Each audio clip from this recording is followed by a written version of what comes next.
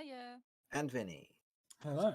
We unfortunately do not have Romulus today. He is unfortunately unwell. His sinuses have decided they're going to block him, so he's unable to do D&D at the moment, which is a shame, but we wish you well. We look forward to having you back, Beefcake, but we'll see. All right. Yeah. Let's get straight into this, shall we? With K jumping into its mouth. Not yet. I'll give it a mo. I'll do it though. I know you will, but in a mo. We'll give it a bit. Calm down. We're not there yet. You don't need to go crazy. Not just yet, anyway. Okay. That thing's kind of ugly, not gonna lie. Yeah, it's true. It's so cute. Welcome back, one and all. The storyteller returns to you with the continued tale of the Horny Brigade. That isn't their official title, and I can't have them calling themselves that for monetization reasons. But given their postponing and now level 5, I thought it best to name them based on suggestions. Returning to our troupe of Cat, Damien, Kay, Curve, Romulus, and Vinny. They've successfully completed their quest to enter into the spider's den within the Jade Mine, liberate some Jade, and kill off... No, wait. That's not right. Oh, right. You stole some Jade, befriended your enemies, made a deal to get even more Jade, and left on good terms. Given all of that, I'm glad they did well, but now we can get to some more juicier stuff. A toad, for example. With the Jade Mine finished for now, and with from the aid of the party, the Silk Spinners have left, or in the process of leaving anyway. Cat has cracked again, whatever that means, and the party now stand at the precipice, the exit from their Jade adventure, with the hours of dusk setting in. The chirping of insects and the general buzz of the bayou life beyond begin to harmonize. They're preparing for their act and symphony of the night. It is brutally interrupted by the screams of a young goblin scout, who seemingly was unprepared when he opened a door. Vinny had trapped a giant toad behind it, for reasons of his own decision, and now let's see what the party will do from here. As you reach the mine mouth, a scream is heard as a goblin scout who was running towards you away from the door of the office is yanked back, by a tongue which shoots out, grabs him, and swallows him into a giant toad. You hear a shout, and you can see a glow from what looks to be 3 more figures standing around this particular this place. Goblin is inside. There seems to be a Juicy. dwarven individual standing next to them. A elven figure is... Actually, no, the elven figure would be inside here. And what looks to be a giant-blooded individual who's currently seen what's going on is now looking out of the door, which is currently opened inwards. I would like everyone to prepare for their roll for initiative. So I believe, Kay, you will be the one rolling. Curve, you'll be the one rolling. And Damien, you might as well roll as well, because Romulus isn't here. Wait, So, way I'm hand... Alright, so I'm rolling, but I'm getting your modifier. Correct. Okay. Right. So with the way the special initiative is working, because of how many people there are in this, I am doubling up people. So roll a single dice and then add the modifier of the person with the highest amount. Oh, I So don't in know this what Romulus is. Romulus's is +2. Oh my god, the one time I have a plus initiative. Oh, Oh yeah, there will be must the get one and only time that you'll one. get a positive in your initiative. And you got a nap. Aw, that's No, cute. no, we're good. You tried. You tried. It's a dirty 20 instead. Oh, you tried. Cat, what was yours? +3. Oh, okay. That's 19 plus 3. Oh my Not goodness, 12, wow. 22. Oh my gosh. What's yours, Vinny? 90 It's a +9. So 15 plus 9. What? 15 plus 9, 20. Oh no. Hang on. For I still and rolled Damien, lowest. and Damien, you got a natural 1 to -4 with a +2. That is a -2. No, Okay. no, I got an 18. I actually got an 18. I didn't get an Oh, you got an 18. Oh, I Yes, thought it's you a said dirty you got 20. an that one. I just wanted to nap one because that'd been hilarious. Oh, you wanted a nat one. Oh, I see. Okay, this initiative order is looking a lot more spicy. Okay, so I might as well just say 25 to 20 because I know that it goes 24, 22, 20. Okay. So then I need to roll for the half giant individual. Half giant individual with the dwarf, they have the highest of that. So I need to put in that. Next, I have the goblin and the elven individual. So they are there. And they get that. And then the toad. Nice. Okay. So, beginning of combat, we start with. I can just leave this in order. This is perfect. So, beginning of the combat, Vinny and Kay. Currently, none of you have left the entrance. You would all be considered as part of this general area here. You may take 5 feet of movement to leave the cave onto this tile and move onwards from there. This is the current situation that you see. The two of you, as you got top of the initiative order, you look out across the walkway and you can see where the building of the office and the barracks are. What looks to be a dwarven individual who's currently hunched over kind of a mantle of what looks to be kind of these thick furs and a staff in hand, just kind of looks around the corner where the tongue came from as the door was cracked open, and you can just about see the giant toad from this particular angle. Woo! All right, What would I you do? know what Kay's Okay. doing. I Okay. can reach it. 5, Go for it. 10, 15, 20, 25, 30. Okay, given you're going to attempt to do this, I'll say make me an acrobatics check because you'll need to go over the boxes in order to get there in time. And you're going to try and leap into its mouth. Somebody's got to save the goblin. Fair enough. Okay. Acrobatics is with the +7. Okay. Vinny, you watch as Kay runs out of the cave, seeing this happen, does a front flip over the boxes, gaining incredible height, zooms past this dwarven individual, and then leaps. I'm going to say go ahead and make me an attack roll. This will be versus the AC of the toad +5, considering 3/4 cover from it close to its mouth.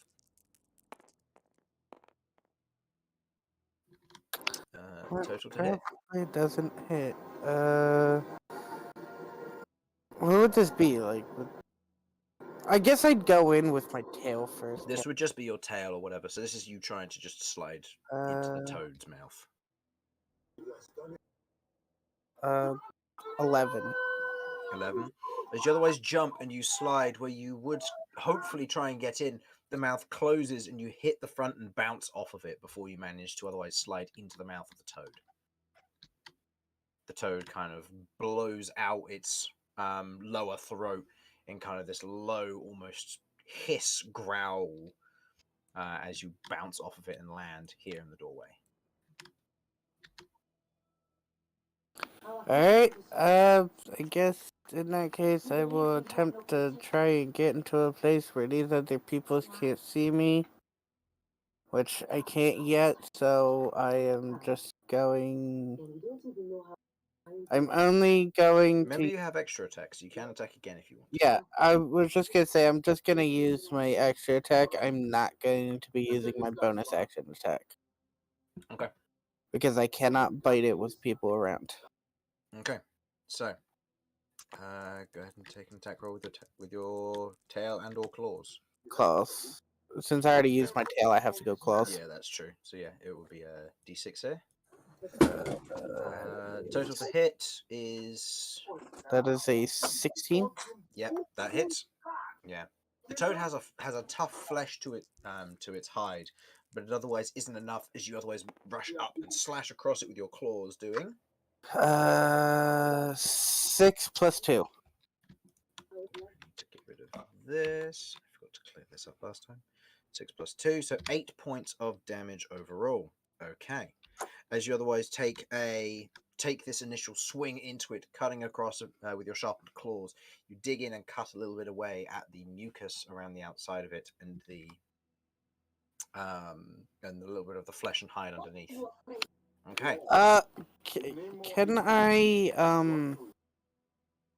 I kind of, since I can't really use my bonus action to attack, can I use my bonus action to swiftly, basically sleight of hand, try and grab my new dagger just to make it look like I'm using the dagger. Go ahead and make me a sleight of hand check. I'll allow that as a bonus action.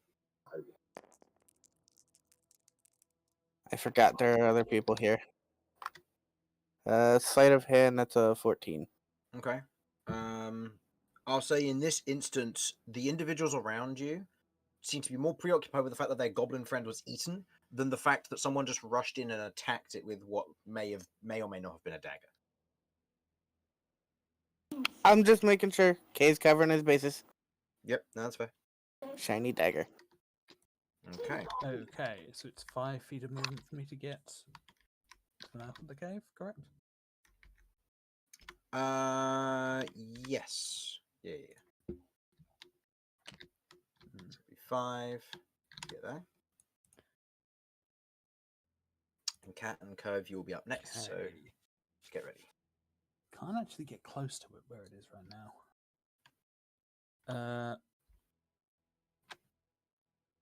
That's fine. I have the bow.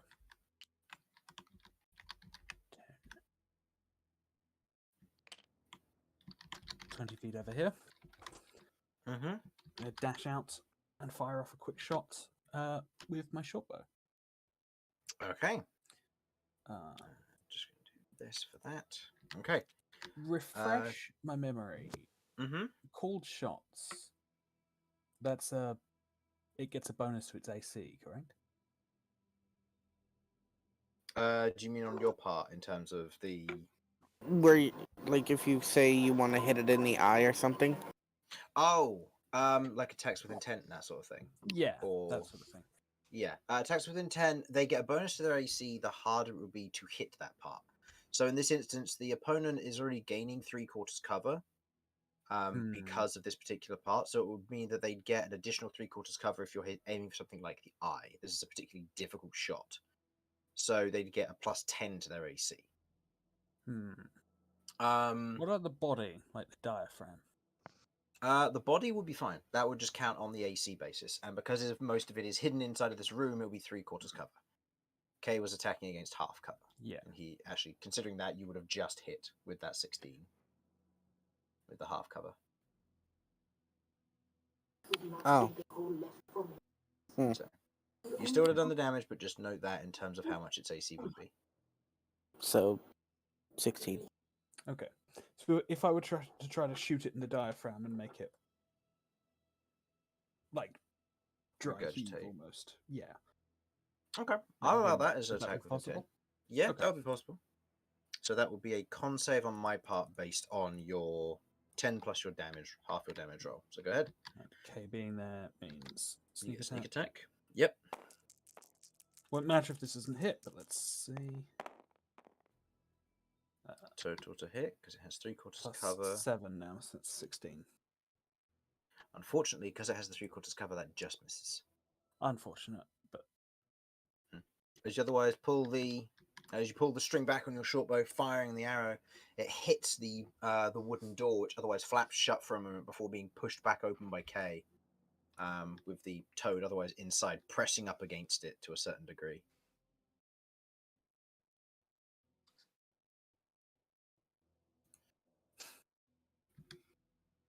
okay.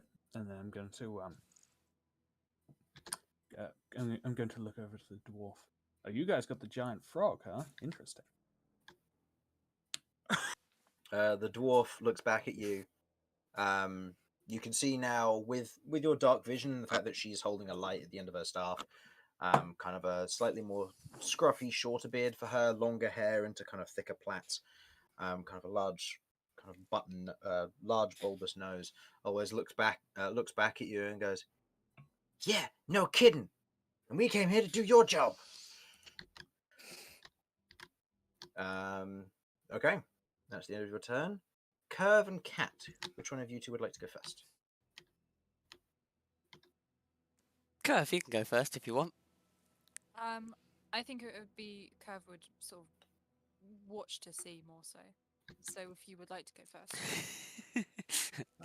Neither of us want to go first. Okay. So, Kay will take both of their turns. Yep. okay, so it's 5 foot to get out of the cave. Mm-hmm. Okay. Yep. So that's 5 foot there, yeah.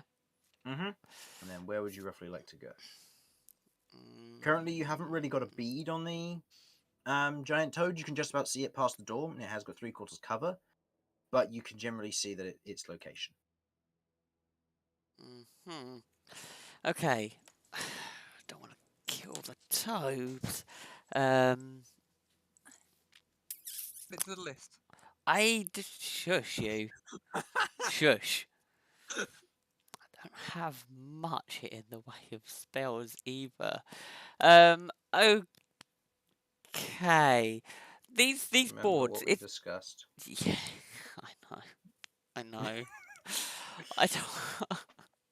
If you want to roll those d10s, you can. Crimes against Toad kind.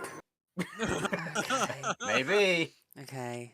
5, 10, 15. I'm gonna kind of hide behind Vinny. Okay. Yeah, I'll flicking through my spell book. I am curious.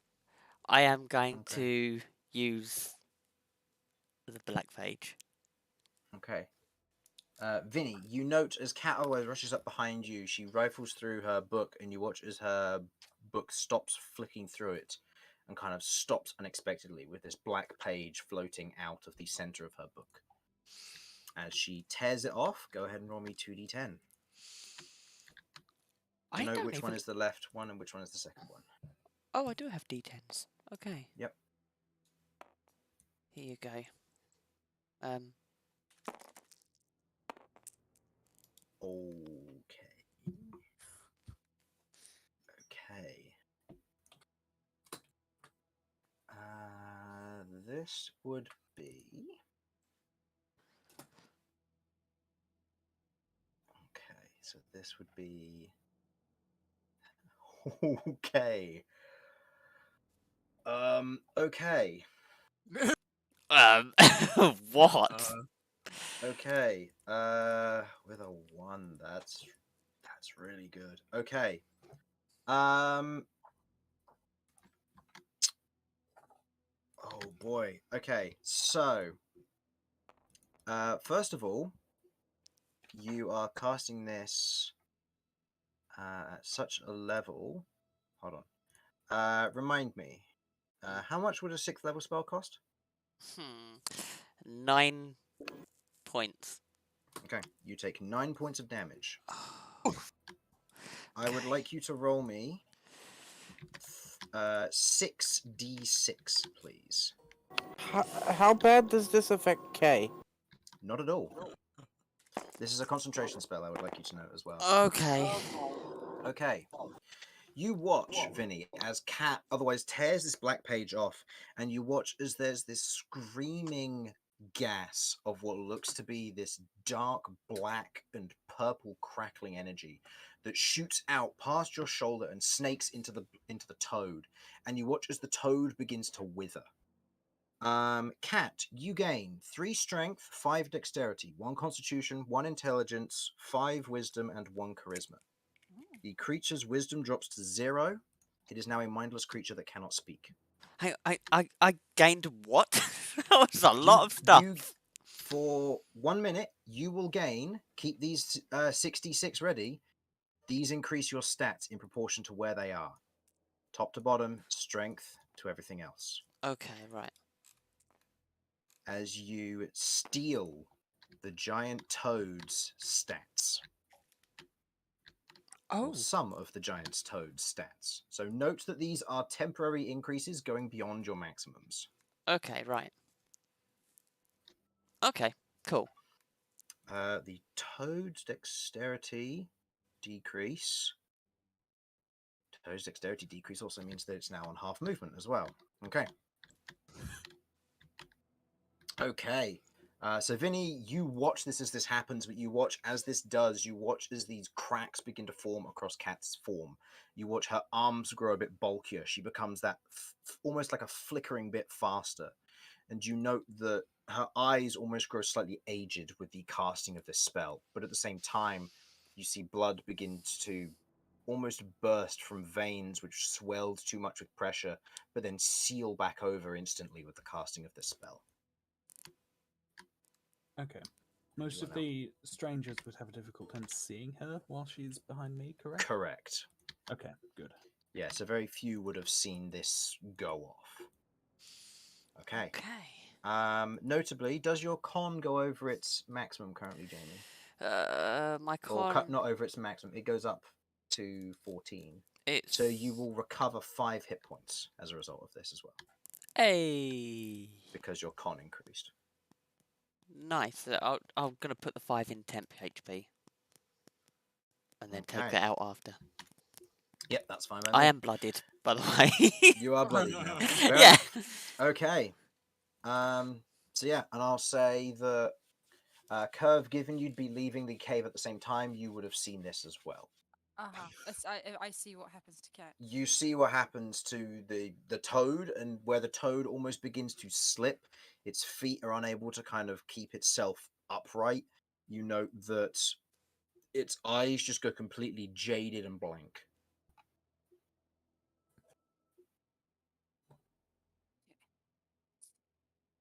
So, Curve. So Curve is just walking out of here. I think she'd come up to like just behind The boxes. yeah. Yep. Sort of trying to hide how much she's relieved that, oh my gosh, we're out of there. Mm-hmm.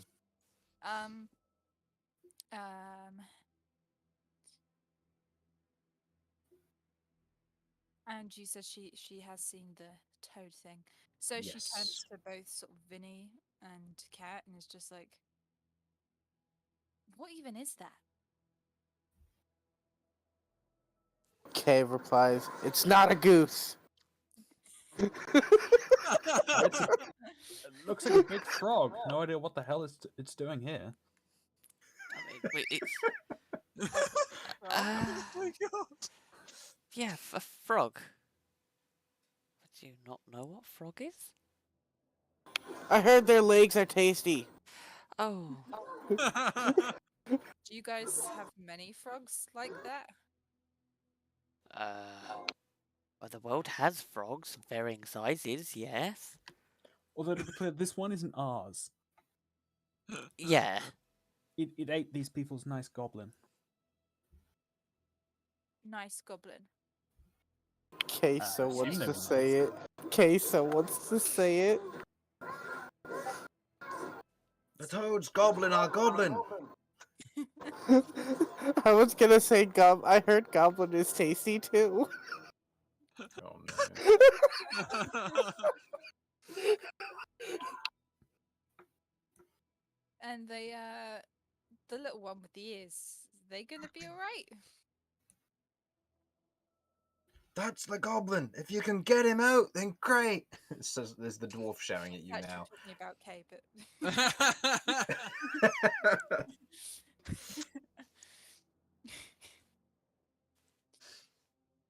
sorry, what did the dwarf say again? The dwarf said, "If you can get our goblin out, then great." Get me in its mouth and I'll get it out. Send me in, coach.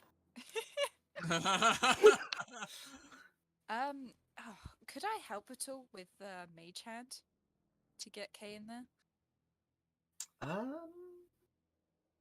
If it were to open its mouth again, I imagine you could. If you wanted to hold your action to use the mage hand as almost like a potential blockade to Yeah. give Kay advantage next time. Sure. I sort of say, I'll see what I can do. If you're sure. Okay. You hold mage hand, kind of holding your hand up as it begins to form in kind of this dark, spectral hand as you hold it there in place for the moment, waiting to It'll be use a it to grab glory hold of the. ball. Yeah. All right. And next up is Dayan and Romulus's turn. Romulus is going to rush out 5, 10, 15, I guess 20. And what would he do here? Let's be honest. I'd be very surprised if he didn't just reach in and grab him out. He is going to take a swing with the Danax from this distance in an attempt to hit. He's going to reckless this because there's no reason not to, given the thing probably can't hit him. Probably. That will hit against 3/4 cover. Danax does a d10. So it's 14 damage. Ouch. Followed by another hit, which is another 14 damage. 28 damage. All right. Nice going, Romulus. As Romulus takes 2 heavy swings, each one carving into this and cutting through portions of the door as he does so. I'll say alleviating it to half cover for everybody else. As he cuts through the door, breaking it down and carving through portions of the giant toad, it begins to grumble and moan as it begins to as it's shifting in place, unable to really dodge given its AC has been reduced by quite a bit. And it fails its con save. To which you watch as Romulus cuts into this thing. You watch as the giant toad spits up the goblin that otherwise tumbles at your feet, Kay. I'll say he's prone behind you for the sakes of this. You watch as the goblin kind of wipes itself and goes, ah! With the mouth open.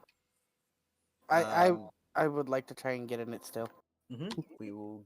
I'll say using your reaction, you can do so if you wish. Yes. Okay, and Curve, you're assisting, so go ahead and roll with advantage on an acrobatics check, please. Acrobatics. Okay, just as well. As you hold the mouth, as Kay goes to jump into this thing's mouth. Now with the goblin free, the dwarf looks at this action with a bit of confusion as to why this is happening. But as this happens, you watch as it would close its mouth, but Curve's spectral Ravenclaw grabs hold of the bottom jaw, stopping it from closing, and Kay slides inside. You slide down the throat, kind of the slickness of it, and you end up in this squeezed belly. You are now grappled and restrained and blinded while you're in here. I don't need the sea to attack. It is everywhere. True. Still with disadvantage, but yes, and you'll be taking a bit of acid damage at the beginning of your turn when we get there. I am perfectly okay with that. Next up, on the other hand, is the toad, who, given the amount of damage he's taking... Can I sorry, do yes. anything? Damien, sorry, No. Damien, it was your This go. is like the second time in like 4 sessions you've done this. Sorry. Damien, go. Can I get rid of me already? Not So bad. 5 to move out, 10, Yep. 15, 20. I can get 20. there. Yep. 20 to get to there. I'm Yeah. assuming I can't get here. You can through allies, yes. Ah, brilliant. In that case, Damien is going to launch a hand axe at it. Go ahead and make your attack roll. Oh damn! Now what's the dice again? It is a D6 for a hand axe, so it's just a D20 and D6. Thank you. And it's only got half cover now because of the door being slightly damaged, and its AC has been decreased thanks to Cat stealing its dexterity. Right, and I don't know what the That odds are hits. anyway. So I don't know what 5 the plus. of damage is because I haven't got it written down.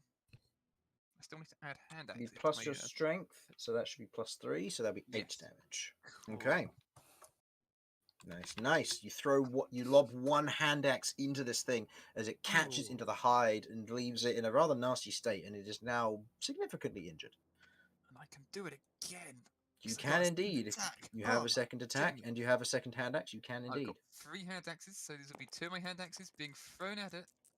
Okay. Just don't let it get away. You can get them back. Oh, Nope. that one. The second one, as you throw it, it hits into the door, bounces off the hinge. And I'm going to roll for an attack against the dwarven cleric there. See if he gets hit. Thanks, Okay. Nadine. That is a natural 20.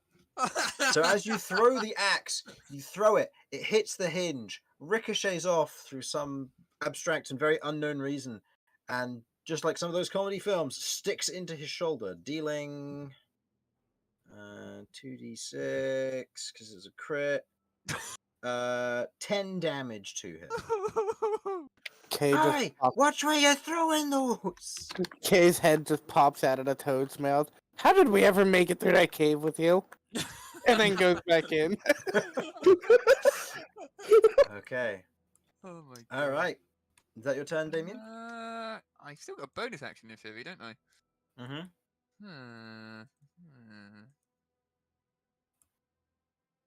Bear with me. Does this require?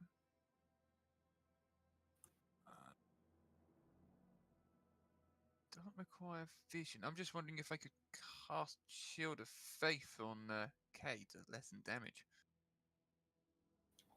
Oh wait, no. How much was it you stole? Oh, you stole a lot of wisdom, not a lot of intelligence. Okay, so it is still talkable with. Sorry.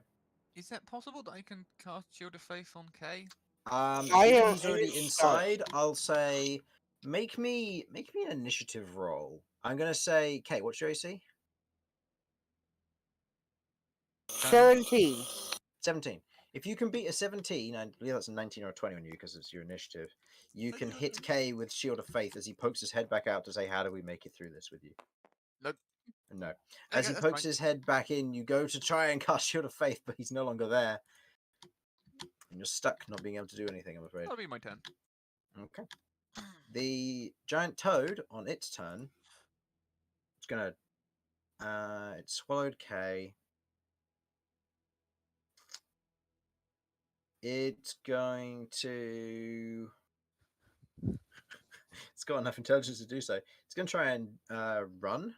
So it's going to try and make a hop out of there. Okay. K. From the Yeah. inside, you suddenly feel a lurch and then a solid hit. As the rest of you watch as the giant toad jumps up, hits the roof where it previously came in, then lands back on the floor, taking 1 point of damage from banging its head. It's then going to attempt to do so again by taking the dash action, rolling a natural 2, lower than its natural 5, and this time takes 5 points of bludgeoning damage. As the toad fails to leave its captured area where it was left. Wow. All right, well, good job, Toad. Look, it captured itself. Okay. That's true. It did. The goblin is going to stand up, and the goblin is going to look at the rest of you and go, "That was rather unpleasant." And looks back, seeing Kay go in, and goes, "He's just doing this for the fun now, isn't he?"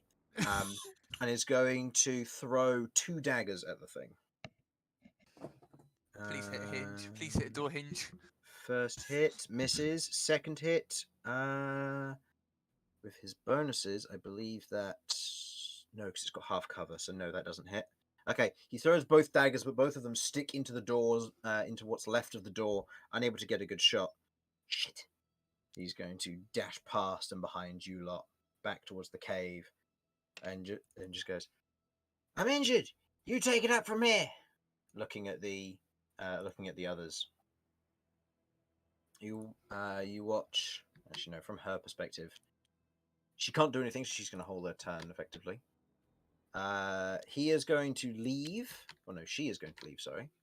As you watch as this giant-blooded individual, just massive in structure and build, rushes out, this great axe in hand, and is going to take a swing. Is going to flare her cold rune against the giant toad. That hits.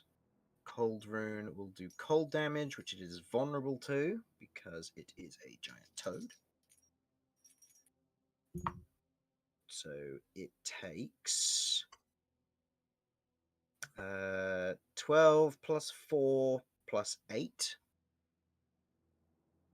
So 12 plus 4 plus 8 is 24 points of damage. Okay. Kay.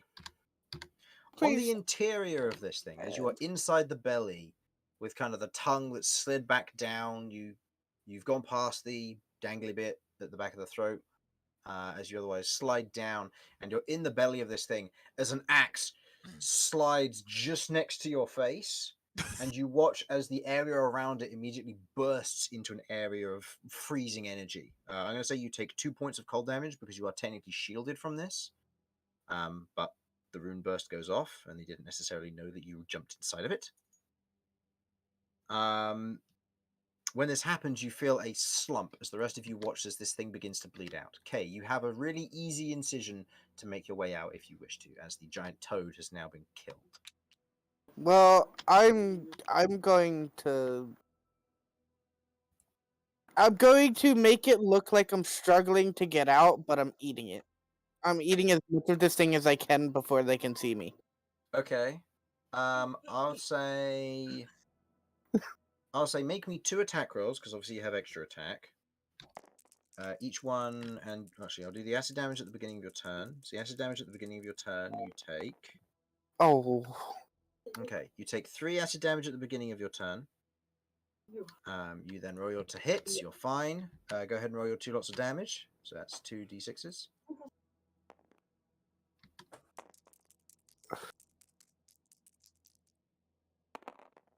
Oh. Okay.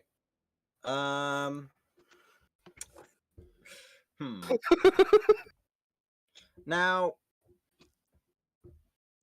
tell me. I'm going to give you the choice because you rolled a 6. Do you Okay. want the adhesive tongue ability? Oh Adhesive my god! tongue.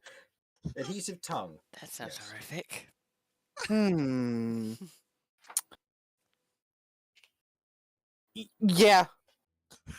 Yeah? Okay. Yeah. I want the adhesive tongue. Okay.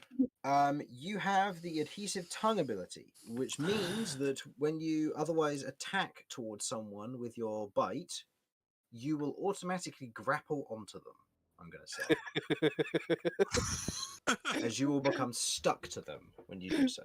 The DC for this is 14. Nothing can escape me. Additionally, I will say that you gain, and this will be you gain 3 charges of that because you rolled a 6. The other one was a 4, correct? Yes. Okay, and you get 2 uses of amphibious, meaning you can breathe air and water for an hour. Oh. And Yes. you get 2 charges of that, and you get the adhesive tongue. Okay. Adhesive. Grapple target you successfully bite. Escape DC is, what did I say, 14? I've put the book away now. Or is it 14. 13? 14. Okay. As you're otherwise biting away at it, there's a moment of pause as with the second attack from the giant individual. The axe carves in and tears you out as they reach in, grabbing the back of your head, or grabbing the back of the scruff of your neck, pulling you out as you swallow the last bit of food with the mask closing shut. And goes, "That was quite brave of you, but our friend was already out." And otherwise places you next to them, placing them next to you, or next to them. Dwarf stands back up. It was fun. It may be the case. Are you lot the ones who were sent to clear out the mines? Yep, I already did it. That's why we're out here now. Right. Okay. Go ahead and roll me a persuasion check. I'll say with advantage, given you've all literally just walked out of the cave. Or out of the mine entrance. Thank Okay. God for advantage. You said Okay. persuasion. Mm-hmm. That's a 18. Yeah, versus their passive insight.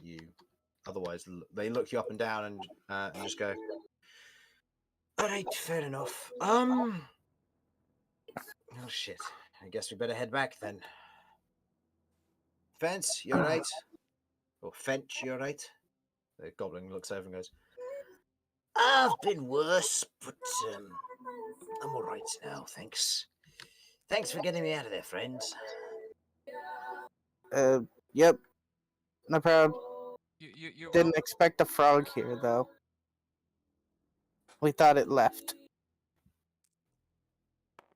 "So you faced this thing when you came in?" Yeah, What did, it was what, loitering around the entrance. And then what it did we licked make it? What did we make it grab and it smacked itself with? it. It grabbed Romulus and Oh yeah, run away. it smacked itself with the big guy. It couldn't eat him. That makes sense. You see Romulus and the half giant are kind of squaring each other up a little bit at this point. Damien. Well, the dwarven individual who otherwise looks towards you just goes, "Well, I guess we're done then. It's getting late. I suppose we better camp up for the night." And You said you're already done with the interior of there. Mm-hmm. Yeah, Yeah, all cleared out now. so many spiders. Fair enough. Vestra, what's it looking like in there? The elven individual comes to the door and goes, "It's looking all right. Usable bunks, few cloaks. We could sleep here for the night before heading back with these folk if they want to join us."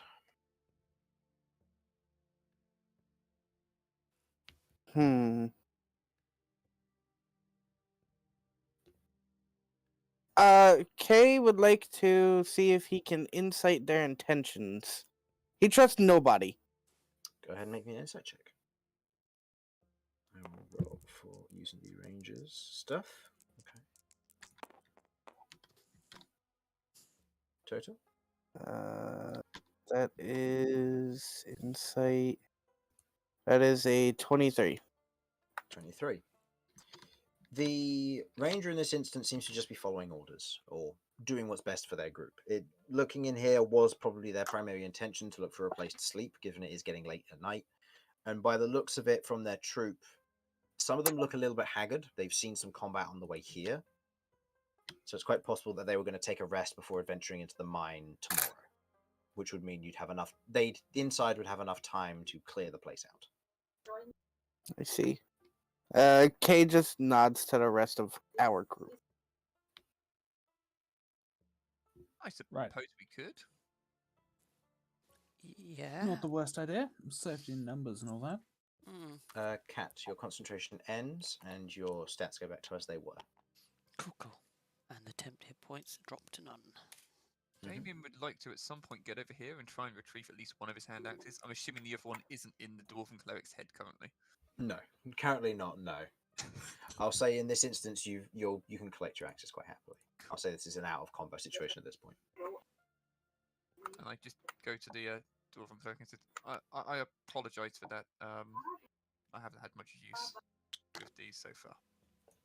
It's quite all right. Everybody's got to get used to it at some point. It's not exactly the easiest thing to get used to throwing weapons, especially in such tight and confined situations like that. And with this armour. Guess that's true. Hey, at least you hit something. I'll be fine. Hands you back the hand axe. Thank you.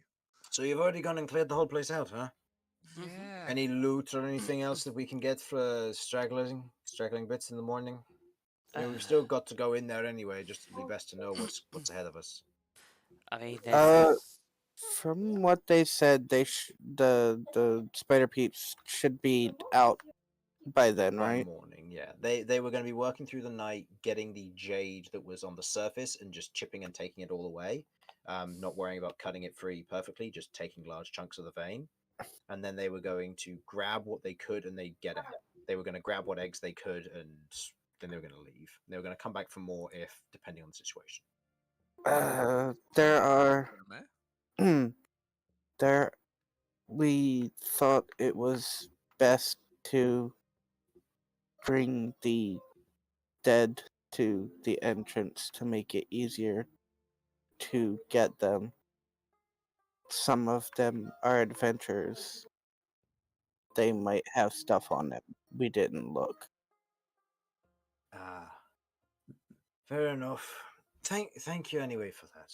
In such a case, we'll give it a look in the morning.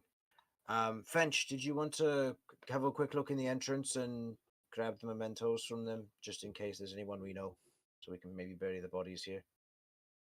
The goblin otherwise nods and quickly scurries away into the cavern entrance. I will go with them. Can't be too careful. Yeah, sounds all right with me. Go ahead. And Kay will go with them just to make sure that the goblin doesn't get attacked by them and they stay hidden. Okay. Okay.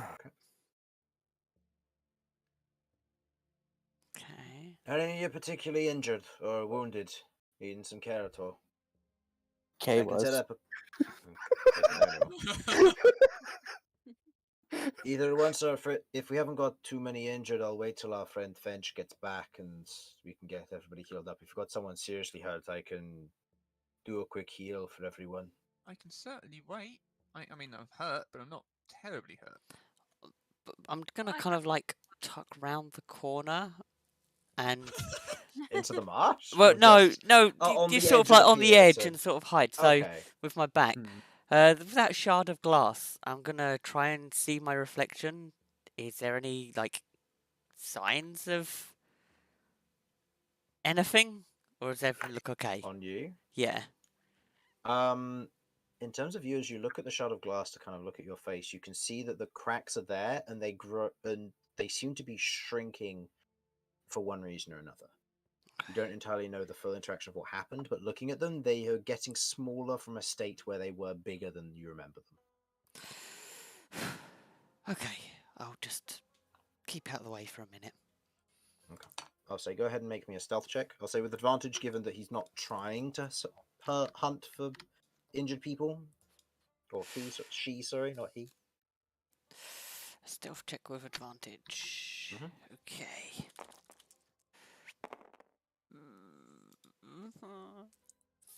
Still a 9. You alright back there, little one? Just fine.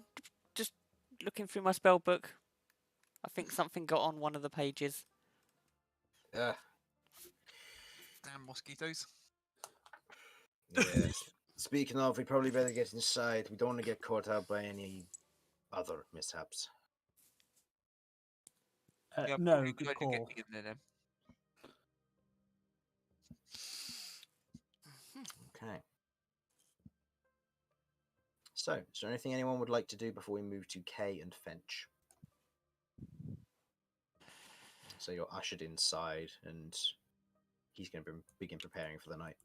Do you think Romulus would want to harvest anything from the toad?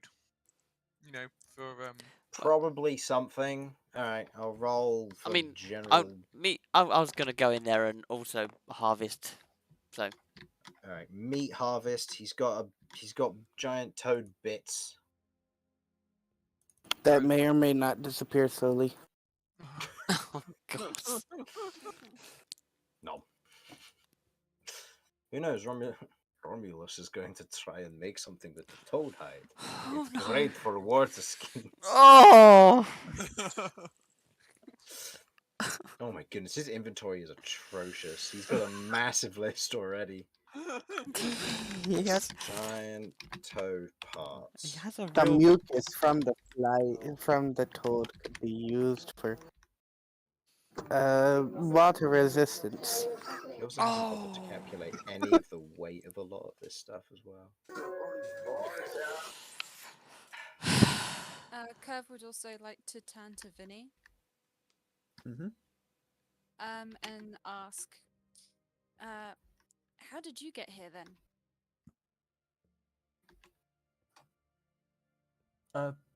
Through the entrance. You were asked to come in the cave, so Oh, that's That's Oh. good. that's oh my goodness, that's just like today. Oh. One of my sisters asked, one of my other sisters asked, where did you get that glass? And the reply was from the kitchen. And it's like, no, that's not what you meant. yeah, we got Alright. a job from town to come and investigate this mine, so we walked all the way out here and gesture over to the cave entrance. Just came in through that way. To be fair, Kay did also mention that the frog tried to eat Romulus.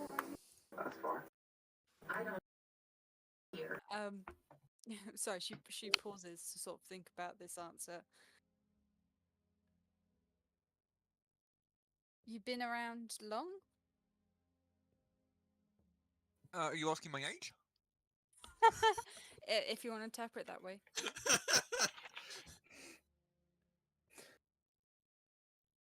Around the cave, not really. We came in briefly, had to leave and go back to town, and then, well, today we got back here.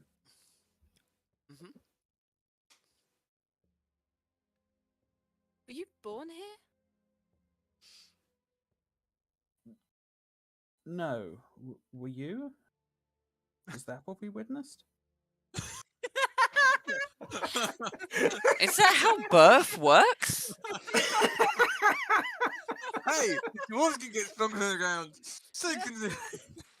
Oh goodness, I'm gonna have to make a short of that. Just like the summoning scene and then this.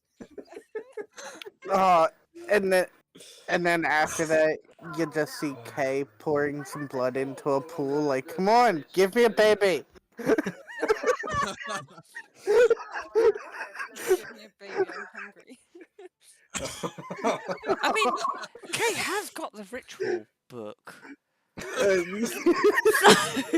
So, if anyone can do it,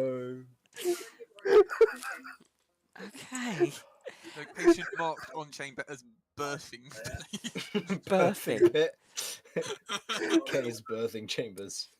Just interesting. All you can eat buffet. Unending food.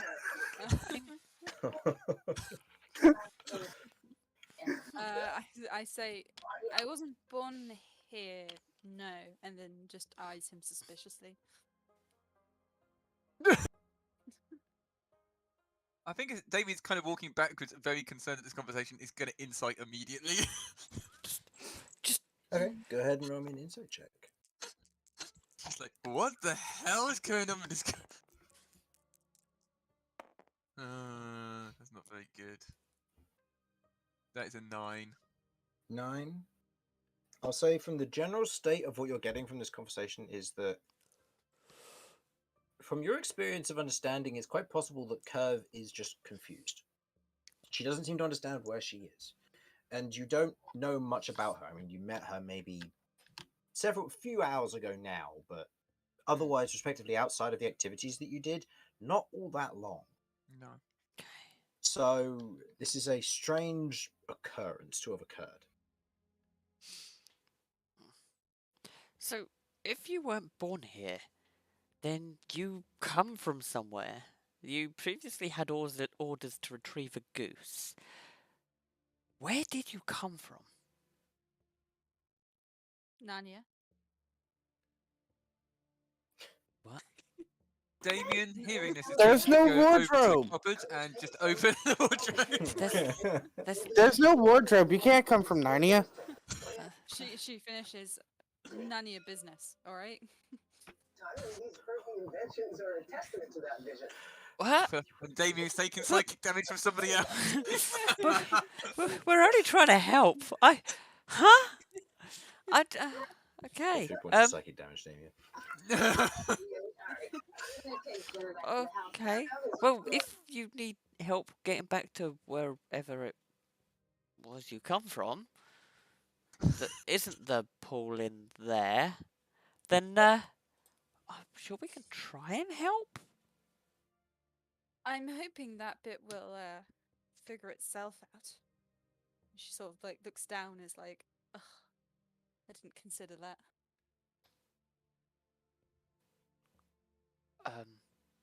What? Getting back home?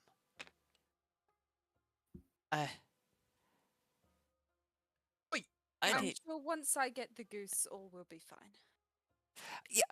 Okay. On the note of the goose, like, is this a goose? We like proper goose, or are we talking about something that isn't a goose but you call a goose?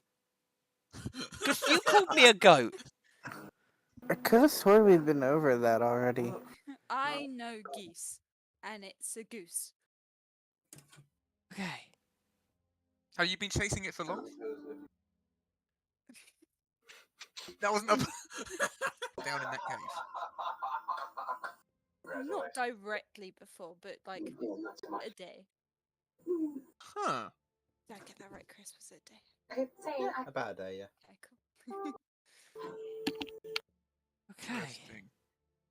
And when you came here, where you originally were from, did you go through a doorway or something, or did you just? It's just a whoosh, and then I was covered in gunk. Okay. Huh. That sounds like when I try and have a wash but on a bad day. Oh, Damien. Oh, Damien. Okay. Well, noted. We'll keep an eye out for the goose. We'll try and draw some maybe posters to help find this goose. Possibly. That He's quite good at is drawing. a Might be able to genius help. idea. I see why you're the leader. Damien just goes back inside without a word. Okay. Well, shall we like get in and find a place to stay, sleep, rest? It's been a big day for all of us. Some of us more than others, but Curve sort of rubs her arm and is like, "Do you need anyone to stay watch? Keep watch?" yeah, we normally take it in turns. Normally, but we have a much bigger party than normal, obviously with the others. So I dare say between the two parties here, we'll have like small watch parties. Okay. As long as we're I'd staying be inside, happy we to go shouldn't. first. Sorry, what was that? As long as we're staying inside, we shouldn't be in too much danger. You think it'll be dangerous? Well, I mean, it's a swamp. Probably not, but I mean, Swamps was tend the- to be dangerous? Well, Question mark. there's animals, just wild animals that appear. I mean, Appear? Like, well, they exist out there, but they might roam over here. I mean, the giant frog, for example, that was that alligator we found on the way here. She doesn't know about the alligator. No, but alligator? Yeah, there was a big alligator, lots of teeth. Ooh. Yeah, I saw it eat a goose. They- Steps back in. Damien! Ate a goose. It didn't. What did the goose look like? This is very important. Damien sticks his head back out. Well, it had 6 legs, 4 wings, set of teeth in like a great big maw. I Mm-hmm. think it had 8 eyes, if memory serves. Took a mage And hand and give it him a slap on was- the back of the head. And tell me, what colour was this goose? Oh, it was bright pink. I think that must be someone else's goose. Hang on, the 4 wings that. The thing that threw you off was it was pink? Have you seen a goose before, Kev? Yes, I work. And that He sort of matches suddenly holds description. himself back. Yes, I know geese. You seen an 8-eyed, 4-winged, 6-legged goose before? Well, not one of that specific description, but you know. So you've seen something like that, just not pink. Uh, well, I know the breed I'm looking for, right? Ah. Yeah, I understand. so if we find your goose, you'll recognize it on sight then. Should do, yeah. Does it have a name? Okay, that simplifies things. Does it have a name? Yeah, because at least one of our party can speak to animals, so we could always ask its name before we, give it to you, just to make sure it is indeed your one. It's not a case of mistaken identity. We're not really one for naming animals. So you're after a quarry, but you don't know its name. You just know its description. Yes. So I know you its could- eyes. What? How many know of its the eyes. eyes? I look at Cat like 2, obviously. Okay, well, it's good to know, and I feel reassured that it only has 2 eyes. You just hear Damien as he walks back in, muttering to himself, "What the hell did I see then?" Okay. I'm just gonna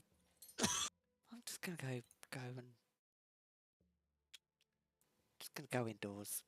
Just go heading to like a distant corner bed and trying to work out how I'm even gonna function in this thing. Oh, I call top bunk. Good luck getting up there. Romulus being crushed. Well, I don't want And Romulus into above war me. crimes. Yeah, that's gonna end badly. You're heavier than Romulus. Crushed I father. know. Yeah, it's kind of a lose-lose situation. Bunks were not designed for me. This is Well, let's put it this way then. Okay, Romulus will be on the bottom bunk. Damien can be on top. Cat can be on the bottom bunk, and someone can be paired with Cat. Cat's happy to be on the bottom bunk. Cat And has no Kev option runs to up be on and the is like- bottom bunk. Okay. Curve runs up and is just like, yeah, I've never had the chance to be top bunk. Okay. Okay. And I'll say, Vinny, you're waiting for Finch and Kay. Yeah, I'll wait for them to get back in. Speaking of, Kay, as you follow Finch in, he kind of skitters in. He's a lot faster than you, surprisingly. You're used to being very fast amongst your party. Cat and Romulus have their edge because they are generally quite fast folk. Their size aids with that. But in your case, a little folk who is much faster than you is a little bit surprising. As he runs in and kind of stops and looks around in the at the room in question. Looks around at the bodies and goes, right, all right. And as you kind of reach the entranceway to where he is, you can see that he's very quietly and carefully lifting portions of the silk and taking what looks to be mementos and just shoving them into a bag. And just going around and doing that for all of them. With his investigation, he also finds other bits and pieces as well. Interesting. You note that he pulls free from the rest of the bodies, the stuff which you guys missed overall throughout, because I believe you gave a cursory check to all of them as opposed to an in-depth check for a few of them. Yeah, I just gave cursory in general because Yeah, didn't want to take too much time. that makes sense. As you otherwise look to see what he's doing, he's being very thorough and very careful. And you watch at one point when he kind of carefully slides his hand inside of the silk and kind of tucks his hand into a particular point and pulls free what looks to be a piece of jade, one that had been missed. It's not a sizable piece by any means, but it's still a chunk of jade that you had missed. And kind of tucks that into a separate bag to one side and picks up whatever remaining coins and cash are in the area around. He sees you in the room, unless you wish to make a stealth check to hide from him. I will be stealthy, but yeah, yeah. I'm gonna scare him. Okay, I go feel like ahead and that. make me. I feel like make me that'll be stealth. fun. Okay, that is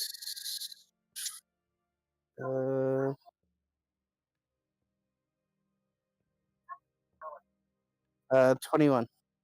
21. Okay. As you otherwise follow up behind him, him not noticing you as you come up close, he walks out into kind of the middle of this chamber and pulls open a map, similar the same as yours, and kind of looks at it.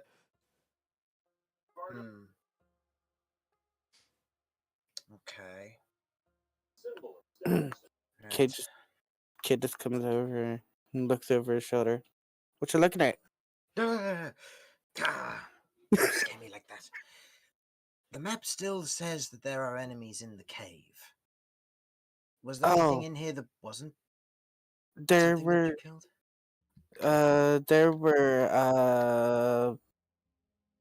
what were the thingies in the water? Water mites? Or Uh, water fleas? Yeah, water. They there were like water flea things in the water. Ah, right. Well, they're not our business then. We were only here for spiders. Still says the place has some traps in it, though, so we need to be careful. Ours is linked to yours, so anything that you didn't activate and saw will still be on here, so that might be why there are still traps around. I've noted that there's another way down, and he turns and points to the hidden entrance on the south side of the room. I'm guessing you didn't want to disturb the obvious trap/blockade, and gestures to the minecart that's been webbed up and blocked in place. Yes. Well, It didn't look like fun. Plus, we have some big people that couldn't make it through that. That makes sense. It'll be the same with us. All right. Well, if you've already blazed the trail through there, we'll give it a look in the morning. Alright. Well, Pauses for a moment, and kind of looks around the room again, and then walks back with you. did it look like his attention was drawn to anything specific? Make me an insight check.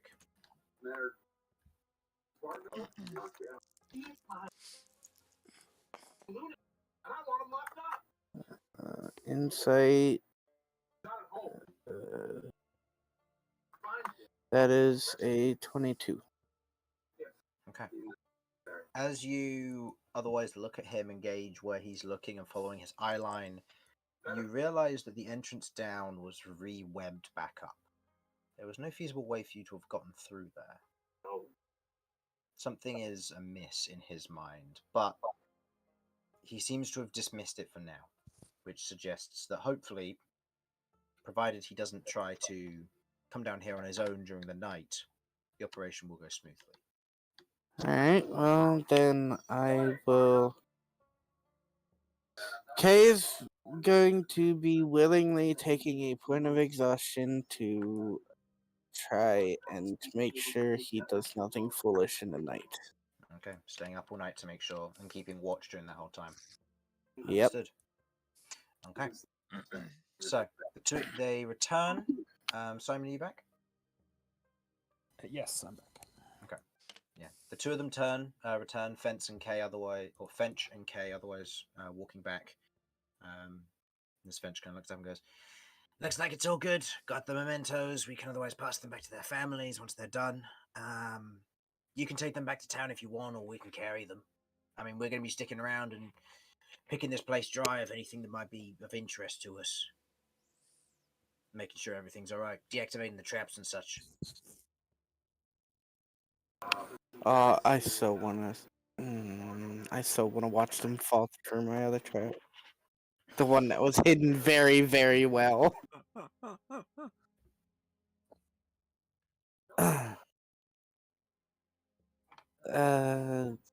We are not sure where to turn said things in, so it's probably best if you guys take them. Sounds fair. All right. Well, let's get some rest. I could do a little bit of healing. Same. As you otherwise head through the door, the dwarven individual looks up and just goes, you need any healing, Fench? From being inside of that thing? A little bit wouldn't go amiss, but it's not like I'm going to need it. The dwarf otherwise nods and goes, "I'll do it anyway. Anyone who's injured, gather round. I'm going to quickly say a quick calm to nature and see how things go." I'm assuming Romulus is hurt, so Romulus will be coming. Vinny, are you hurt? Romulus, is he hurt? I don't Slightly. know. I will go around. No, Romulus is fine. Romulus is on 3 off of max. He's fine. Kay's almost at half. Cat is very much below half. So, Kay, Cat, Fench. So I can do up to 8 targets. So Fench, Kay, Cat, the giant-blooded individual. Anyone else on their team injured that they'd want healed up? Other than the dwarf who you injured, yeah, so they'll count themselves. So 3 of them and 5 of you. 1, 2, 3, 4, 5. Perfect. Okay. Everyone gains. That's about average. Everyone gains 13 points of healing.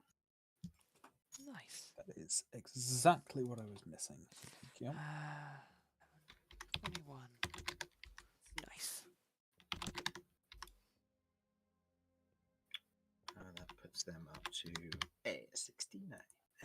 Anyway, Kay will offer to take first watch and he will head outside after receiving his healing. As Okay. soon as he gets outside, he's going to try and find a decent place to try and hide. So that when his watch ends, he can hide there and nobody will know. Okay.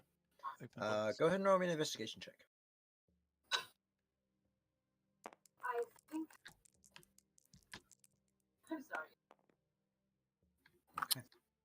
Investigation. Looking around, the box is probably the best place to be. No one's touched the boxes in ages, and by the looks of it, from what you did and what they seem to have done as well, they investigated the boxes on entrance, and they're empty, which you know and understand. Anything that was in them has rotted away or been claimed. So, nothing of interest. Alright, well, then a box is where I will hide when the time comes. You will be joined by the elven individual and one of your other party members if you wish. I can say Romulus if you don't, if nobody else everyone else wants to interact. I'll go for it. You'll go for it. Okay. Mhm. Okay. So you three will be outside. Okay. And you begin to get to sleep. So we've got Cat on the bottom bunk, Vinny on that one, Romulus on that one, Damien on there, and then these two will be on these beds. Okay. So, with first watch coming up, the elven figure otherwise leans up against the side there, a crossbow in front of him as he's kind of slowly, just kind of slowly twiddling with something, and has what looks to be a small, almost rune wrapped around his right hand, which gives off a ever so slight and faint glow, almost like that of a firefly. Nothing major, just enough to provide enough light for you guys to be able to see on this particular night, which is dense fog. So Let's that means go. you'll be rolling disadvantage on your perception checks.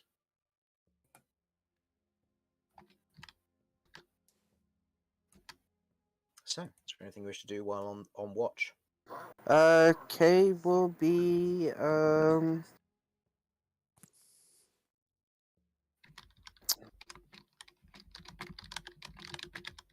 Kay, since Kay can't make a sandwich currently, Mm-hmm. Kay will be, dealing with more reading of the book. Okay. Just to try and get to the point where he can understand the book. Okay. Go ahead and make an investigation check. Investigation. And Curve, you may drum up a conversation if you wish.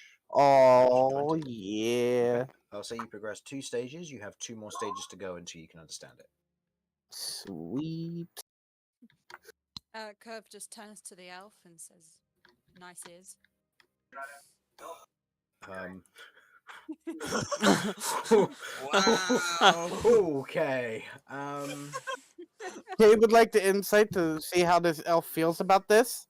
Go First ahead. watch I've initiates combat.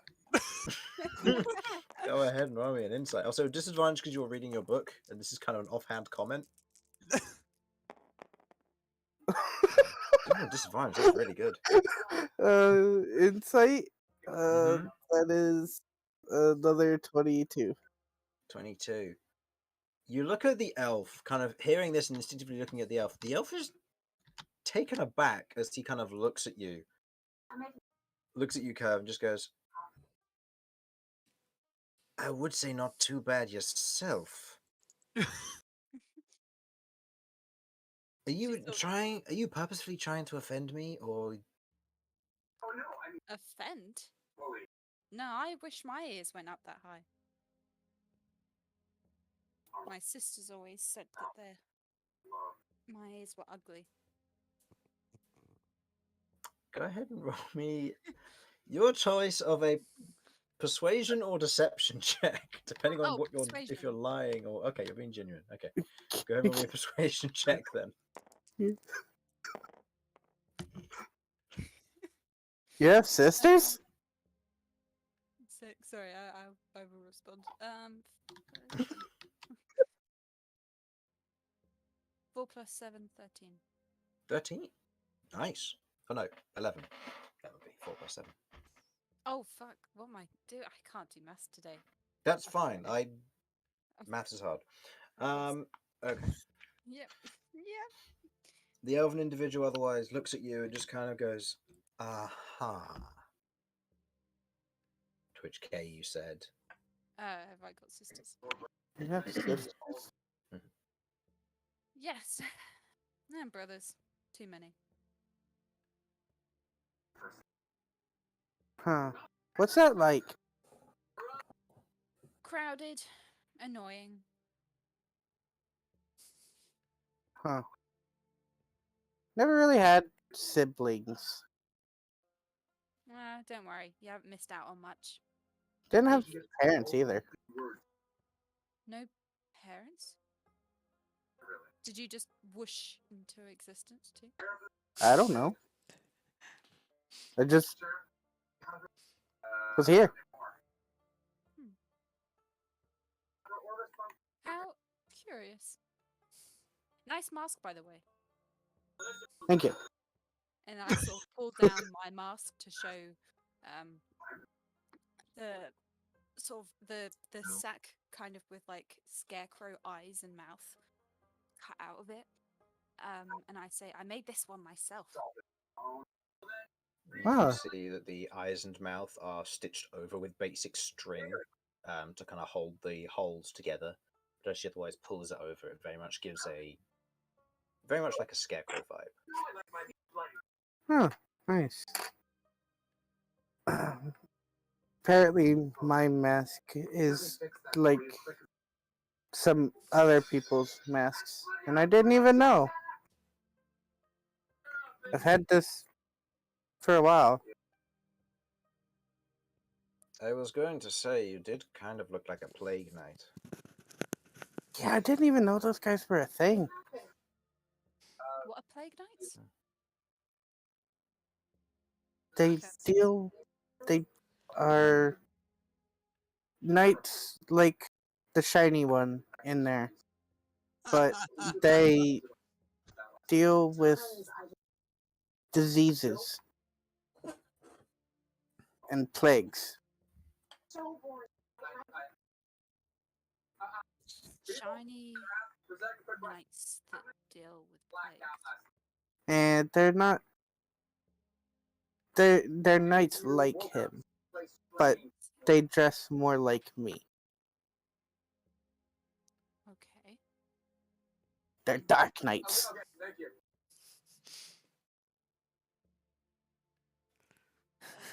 That sounds kind of cool.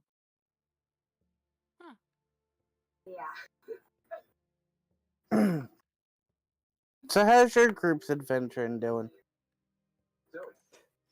The elven individual looks at you and just goes, I mean, on the way here, we had to deal with a few giant mosquito swarms that showed up. Heat of the day, I think, riled them up. They attacked us on the walkway here.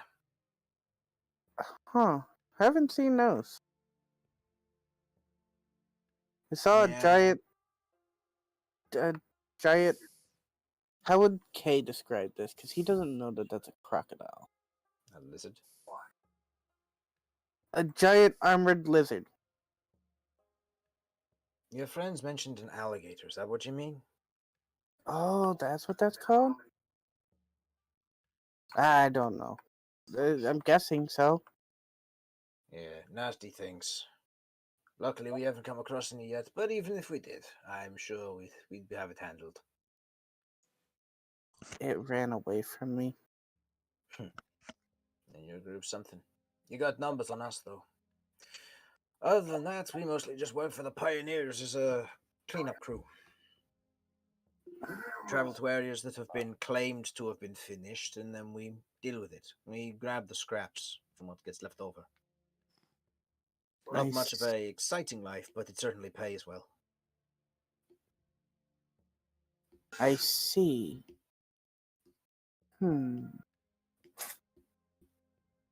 Just nodding, pretending that she has an idea what they're talking about.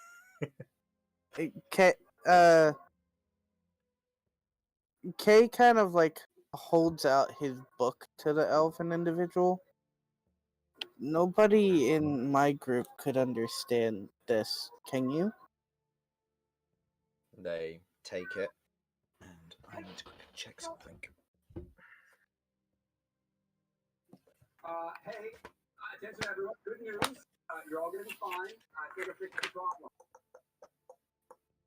Please don't tell me it'll kill him. No, that's fine. Oh my god. Nope, I needed to check whether rangers benefit from the ritual casting section of spell casting. I see. Ah, Back in with the corpse and go up to the dwarf guy. Can you heal this?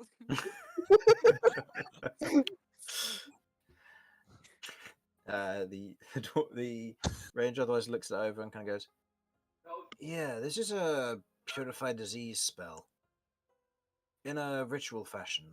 By the looks of it, it seems to have been marked though. Something's off about it. Either it's been altered or changed for something specific, or maybe it's been marked by a mishap." Interesting. Found it inside. Didn't know what it was. Hmm. Been trying to read it.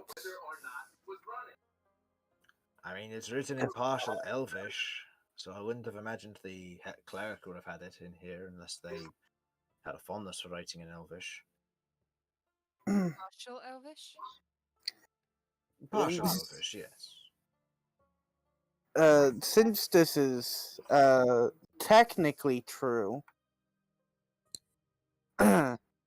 we got it from one of the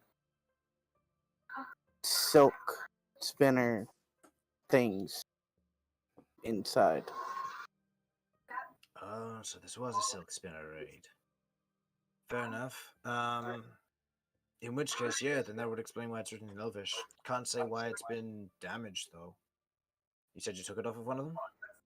Yes.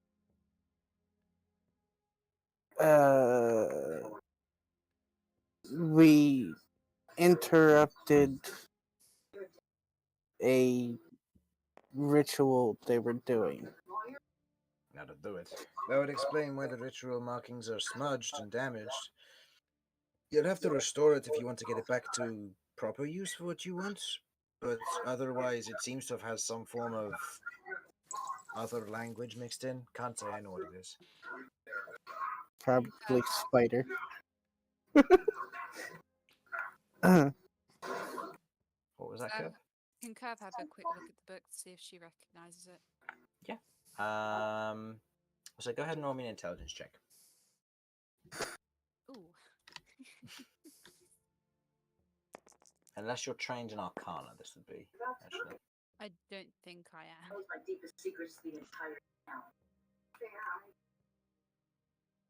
No, no. So that's roll 16.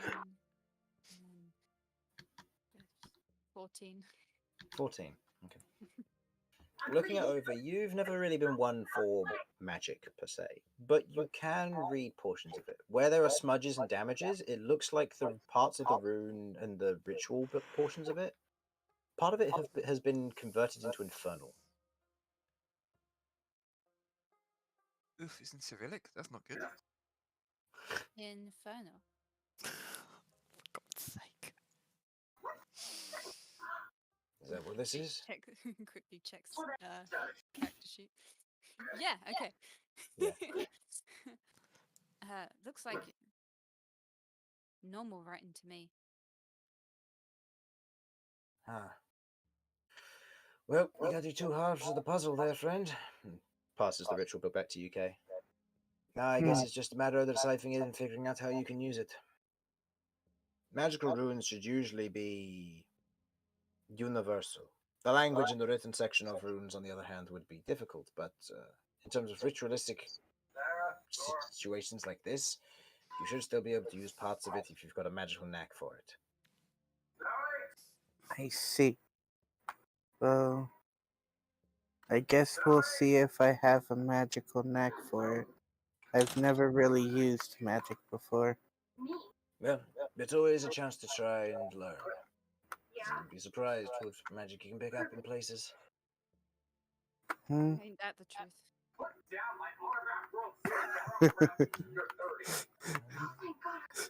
You never know what you'll pick up from magic either. You can pick up some random person. That's true. All right. I would like each of you to make me a perception check with disadvantage because of the heavy fog. Oh, that's a natural 1 for the ranger. Oh no. So discount them for being able to help. Nat 20. Disadvantage, so you take the lower. No. Okay. Well, that's a fuck. It sucks, doesn't it? Mm, So it'd be a 9. Okay. That's Um, awful. It's okay. It will take you another 5 sessions to get another nat 20. Yeah. Don't forget to add your plus for perception as well. And Kay, what did you get? Fine. I got an 11 total. 11 total. Looking around with the 11 total, you can see you don't see anything in particular. Actually, I need to roll for night encounters to see if anything comes up. Oh, Actually, wonderful. you know, these things could happen. Nah. Okay, so night encounters. I need to roll a d20. Okay. During this time, the ranger doesn't seem to know or doesn't seem to care, but the two of you during the night hear the sounds of distant croakings. All of these kind of hawks and wails almost drawn out before you hear what sounds to be scuffling a ways off, the general splashing of water, before it stills and then just goes back to this general insect buzz and harmony.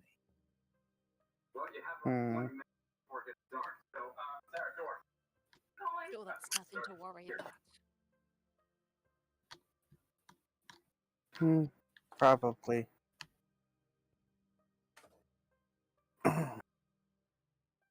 Well, seems to be good for tonight. Well, for now.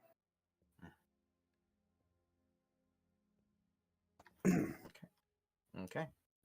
You head back in and continue the rest of your rest. As Second they watch. turn around to go in, I am slipping into the box. Okay. I'll say go ahead and make me a stealth check, and I will let you choose if you wish to re-roll in between watches.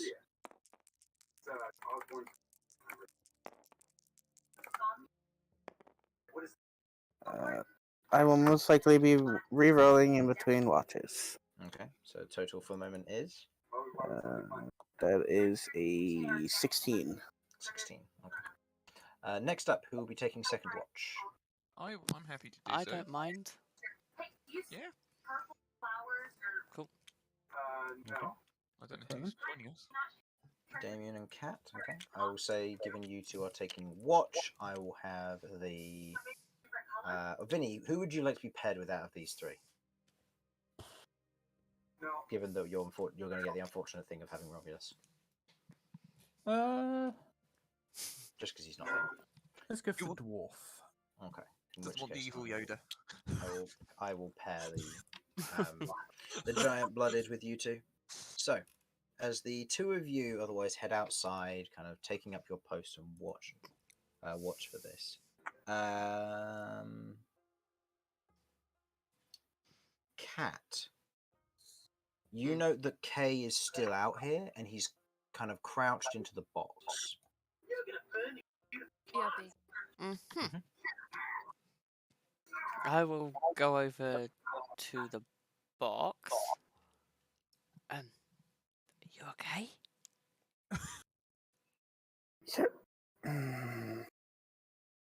You're not supposed to come over to the box.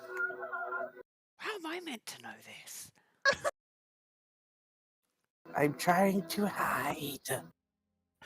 Well, last time you tried to hide, you scared the crap out of me.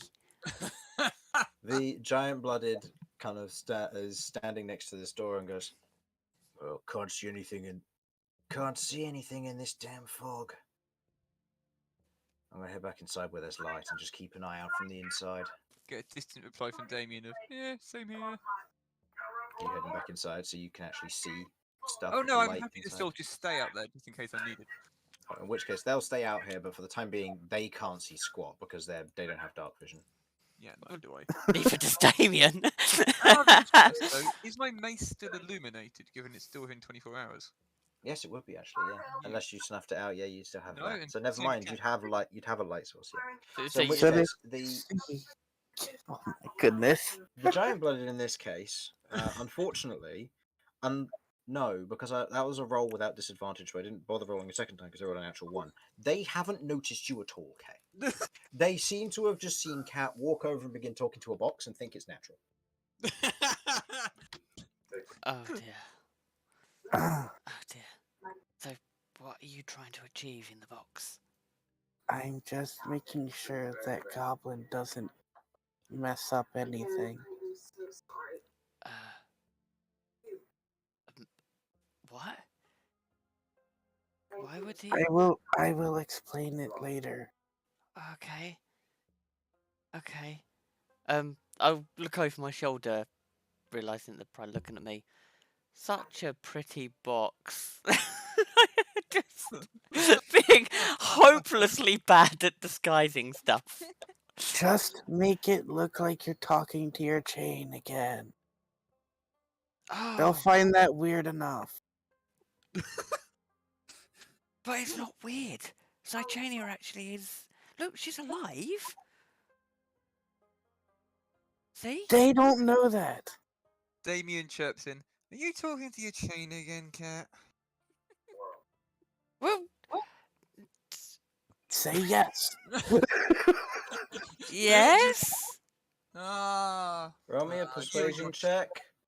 I'm going to say with disadvantage counteracted by the advantage that these two are providing you. It's a flat roll. Oh, what It's a a persuasion, deception check. a deception. Deception check. And then the giant blood is going to half-heartedly insight this. What's your total? Mine's 3. 6, and he still didn't. Can we just send him back indoors? He's clearly not going to do us favours. But she's otherwise She? seems to be preoccupied with keeping an eye out in the area. Okay, right. Okay. Sure. Okay. Not half bad on that perception. I'm gonna just gonna walk over to Damien. Like, I don't know. If he jumps out at me, I don't know. I don't trust him in a box. Okay, I'm going to send out Jeff to check out the surrounding area. Okay. With Jeff heading out, go ahead and roll me a perception check for Jeff, please. Jeff's gonna Mhm. pause the encounter. Given it's a heavy foggy night, this is still with disadvantage. Yeah, despite the fact he normal has advantage. Oh, right, because of the just yeah. being an owl. Yeah, Yeah. so that'd be fine, yeah. So just a flat roll. Well, it's still crap. Jeff, you failed Okay. me. What is your thing? +3, so that's 8. 8? Okay. As Jeff is otherwise flying around, kind of giving a general look in the area around you, you've got the light from Damien's mace, otherwise illuminating the immediate area around you. It's not too bright as to blind against the fog, but it's bright enough to be able to see. As Jeff flies around the area, getting a general look, there's a moment where you see what looks to be movement nearby. And you see what looks to be a form walking along the walkway in your party's general direction. Okay. See what looks to be a light floating and swinging backwards and forwards. Oh. Hey. Yeah. Both of you. I'm literally just poking them both, being really Yes. annoying. There's someone coming this way? Well, you know, normally people just generally wander through a bio in the middle of the night. I guess I'll go over and say hello. Giant Blood stands up, kind of grabbing their axe. Really? You're going to go in up and say hello? No, that was sarcasm, madam. You'll learn. You'll learn. If he gets the apples out, don't take any of his stick. I don't want to learn. Okay, don't learn then. But if he gets Damien the turns apples, around don't with tolerate a it. Damien turns around with a scowl on his face. How dare you? That's so rude. You've only just met as well. Okay, so you're just waiting passively for this? No. Damien is going to. How's Go Damien and going to say do hello. this? Damien's got a light source, so he can't actually hide exactly. Mm-hmm. How am I going to do this? How far away roughly is it from us? I'd probably say maybe 100 feet, but it's making a very slow saunter in your general direction, down the ramp from the from the northwestern direction. Okay. Oh. So So further away from Drell than So- otherwise. it's further up, about 100 foot away. It's very slow. Should we extinguish the lights? Sure, because, if it's something that is wanting to fight us, not being able to see it would be fun. Yeah, but it won't be able to see us. You note that the Hopefully. light disappears. Well, that's that then. I guess that solves that argument. Hearing that something is coming and that the direction that it is, Kay is Mhm. going to send one of his rats to investigate it to Okay. see. Basically, it's just going to. It has the orders of going and looking at this person, and then coming back and letting me know if they look hostile or not. Okay. Okay, go ahead and make me a stealth check and then a perception check for the rat, please. Stealth is on the left, perception is on the right. On the right. Do you know the stats for a rat, or should I grab them real quick? Well, its perception is no. No. Okay. So the rat disappears for a bit and comes back, and you get the general response of Oh. can't say. Oh well, telepathically it would be. Didn't see anyone.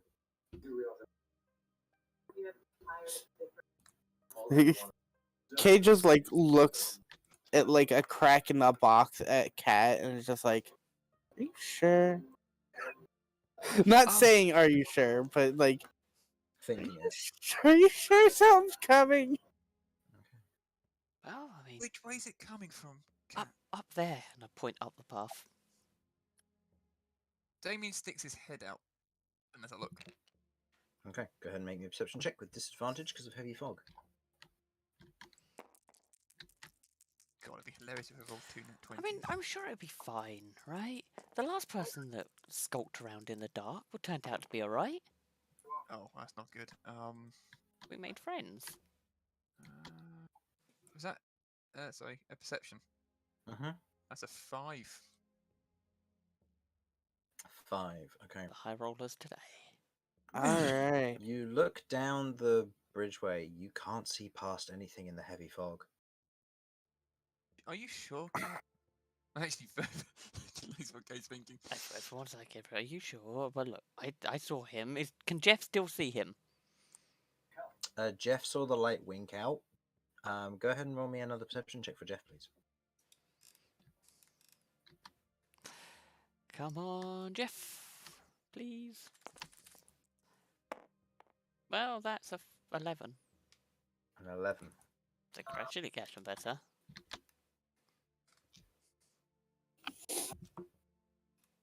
Jeff, otherwise looking down there, just generally sees the mist and the fog and is unable to really see any forms. Where there was originally this pole sticking up a little bit and there was a light swaying backs and forwards from the end of the pole, that disappears as if taken down or removed. And now, just with the heavy fog below, Jeff can't see without potentially getting closer. Damien's heading back next to Cat. I'm going to send Jeff in, but ready to take a decisive dodge if he needs to. Okay. Can Kay tell if this person is paying attention to Cat? The individual Cat's is saying it. the individual. I'll say, given your perception in this case, they're currently relying on their own eyes more than they're relying on Cat. Okay. I was gonna just try and sneak out of the box and get on the roof or something and take a look around. Yeah, where they're currently looking in this direction, it'll be quite difficult to sneak out. Yeah. Yeah, it'll be a flat roll for both of you. So it'll be their perception versus your stealth if you wanted to try, because you'd have the advantage of the heavy fog, whereas they have the disadvantage of the heavy fog, despite them having the advantage because of how close they are versus the disadvantage of being how close you are. I think Kay would try it because they have already mentioned that they can't see very well in the dark. Go for it. So Actually, Kay, Damien, you snuffed your light, didn't you? No, I haven't. I You asked haven't. if I should, but I haven't. Okay. oh, I thought you did. All right. I think we got confused. So I thought that the light was snuffed out was Damien's light, not the No. not what was No, coming the to us. creature's light. Yeah. Yeah. So I think that's kind of where our confusion was. Ah, okay. In that case, Kay will not try it because the light is still on. If the light goes out, Kay will try. Remember, Kat's also got a light on her dagger still, because I Yeah, shared but it that's with- sheathed. Oh, okay. Yeah. So you've just got a dim And- glow coming out of a scabbard. Yeah, effectively. And Kat, what were you doing with Jeff? So taking him in closer, but I will essentially hold my action for if I see it take a swing at Jeff. Okay. Go ahead and roll me another perception check then, please.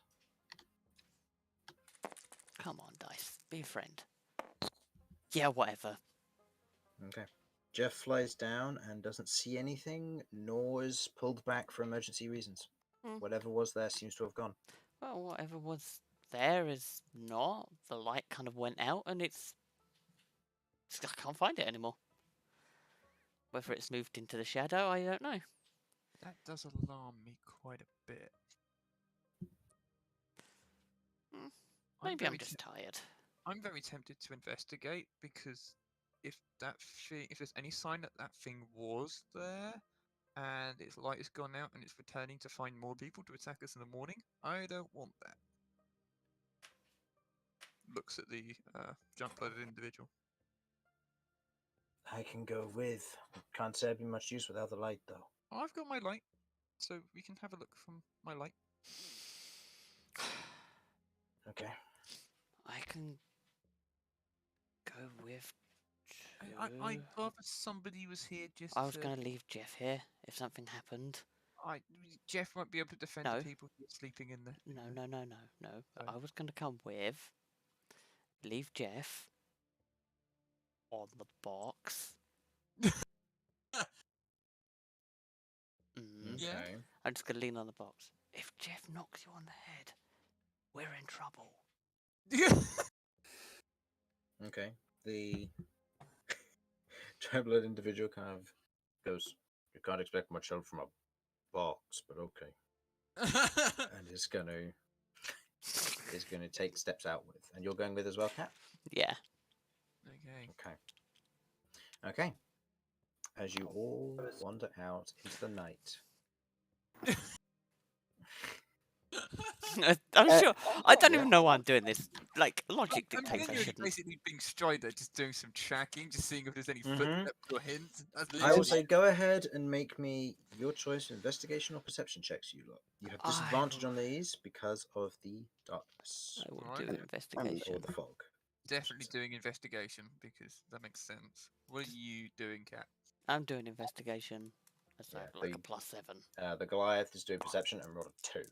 Right. They all- He's squat. If we get ambushed, They we're gonna also have to go moved forward. off, so Kay's gonna get on the building now and take a look. That's Oh fine. well, I've just done as well with investigation. That was a Okay. 4. I got a 14. Okay. Oh. And Kay, perception check with disadvantage as well, please. He's got no light now. He doesn't need it.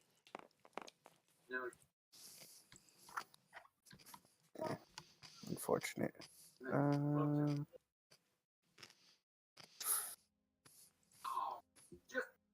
12. 12? Okay.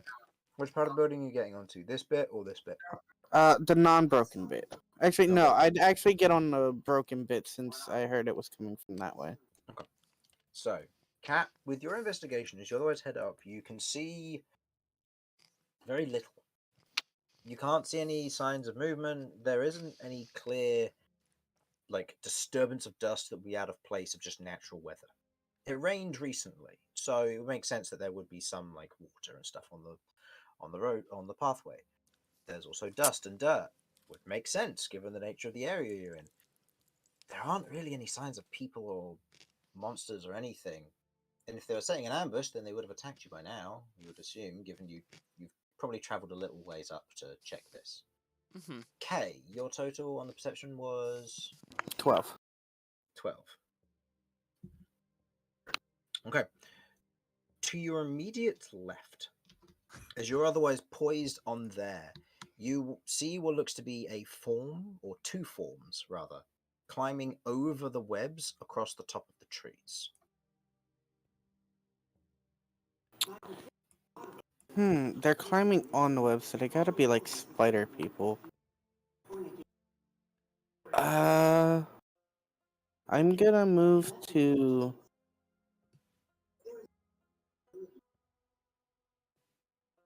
I'm going to.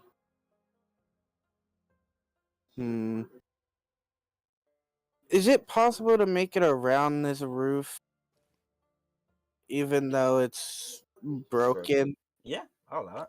Okay, yeah, I'd like If you to want to make do it it around there. stealthily, I'll Yeah. say go ahead and make me a regular stealth check. We'll say this will be you being careful as to not break it, but also, in this instance, just trying to remain unseen. Okay.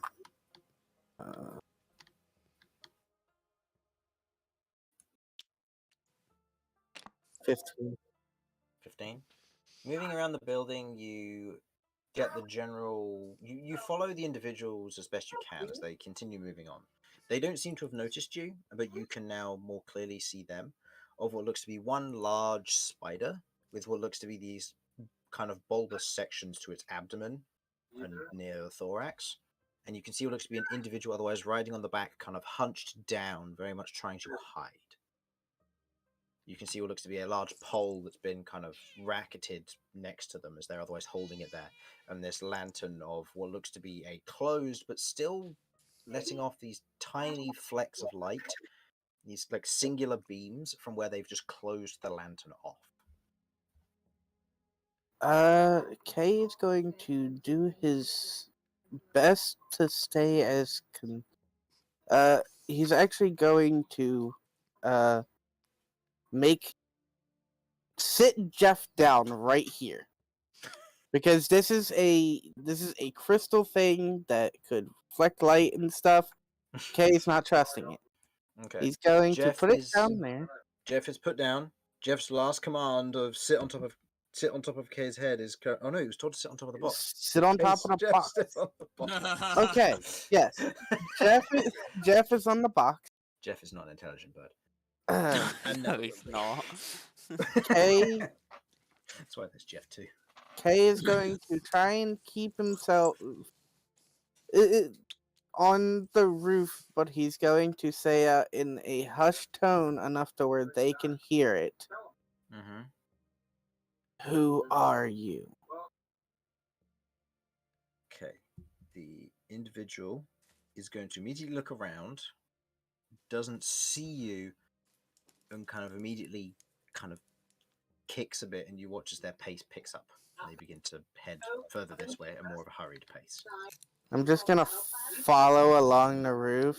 Okay. You know they travel from tree to tree at a faster pace, and not one where they're kind of foregoing stealth in aid of speed here. I was just going to say,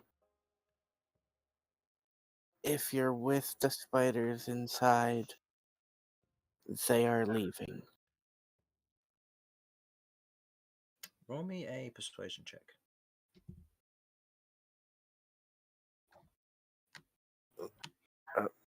There we go.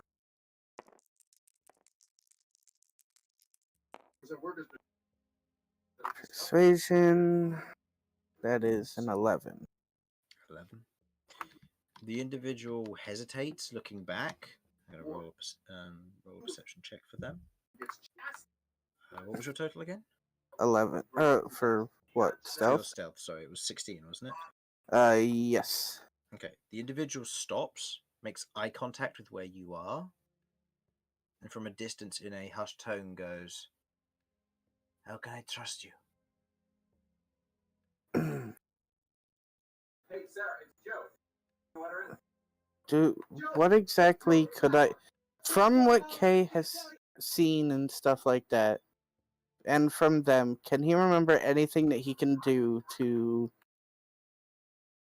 show that they can trust. Unless showing Jade is enough.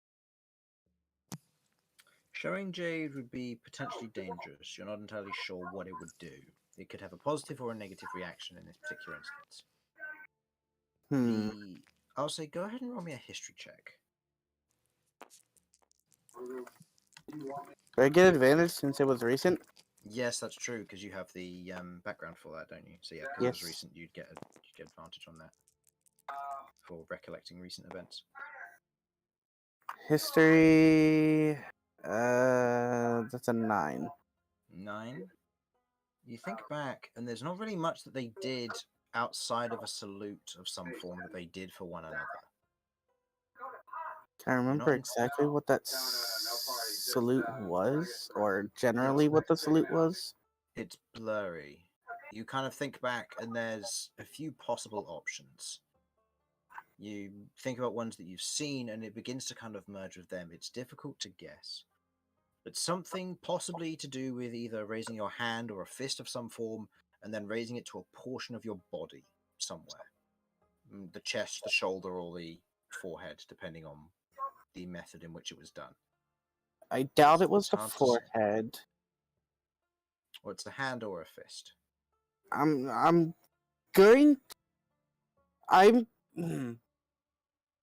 just because I remember something like this happening, and I remember seeing and thinking it's like Nazis.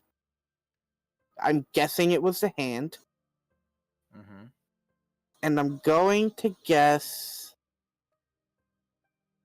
I doubt it was the forehead, because that would be a little too similar to things that I have seen in real life. Like I'm actual going. salute. Yeah, I'm going to do the salute with an open hand to where my heart would be. That's the only thing I can think of. Okay. Go ahead and roll me a persuasion check.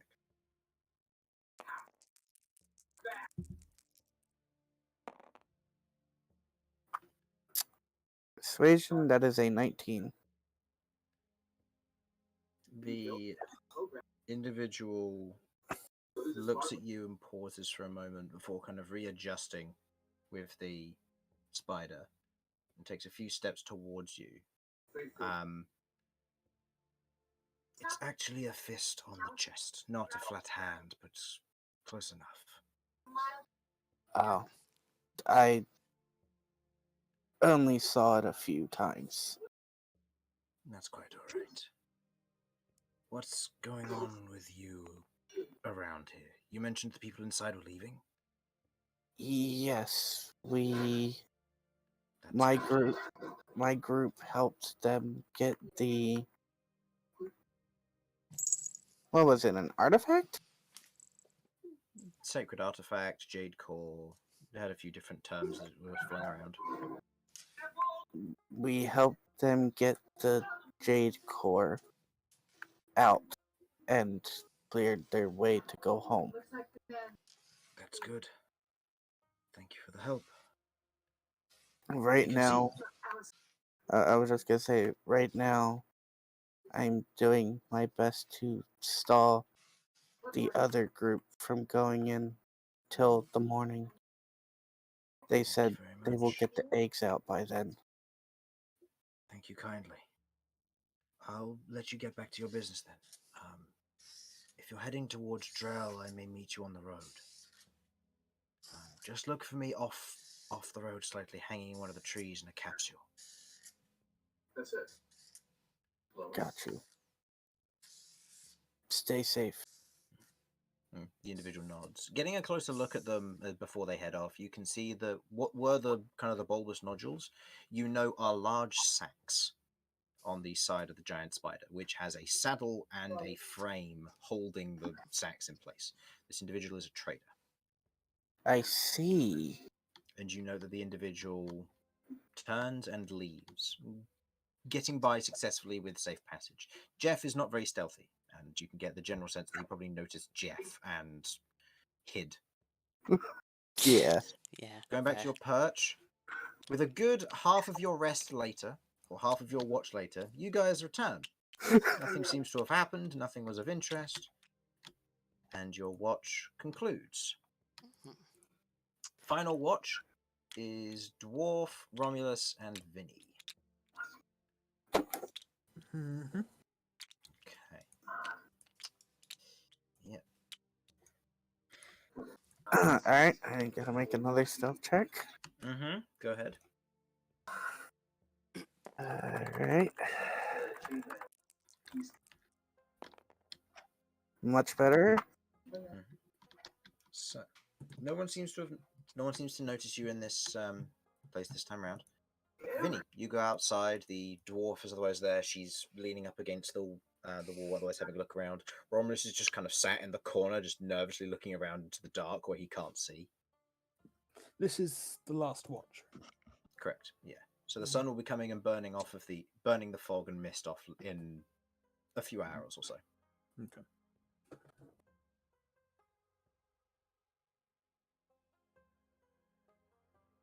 Right, I will turn to the dwarf then. I hope we didn't cause you too much trouble with all this. No, not at all. The fact that you've actually done your job and you've cleaned this place out means that we don't have to. It means that we're going to be picking up the scraps and making sure all the traps are disarmed for when the workers want to come back. Fair enough. Do be careful with those traps. It's pretty dangerous in there. Noted. Did you clear away many of the webs, or...? Some. Clearing away some of the webs seem to be attracting the spiders, though, so... That makes sense. So you snap past them.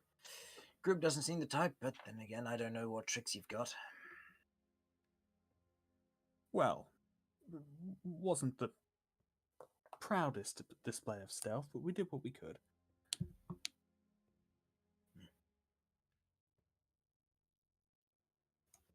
Well, still, I'm sure we'll be able to find the way. And if not, I'm sure Finch will be able to find us a clear path through that will involve getting around the traps so we can deactivate them safely.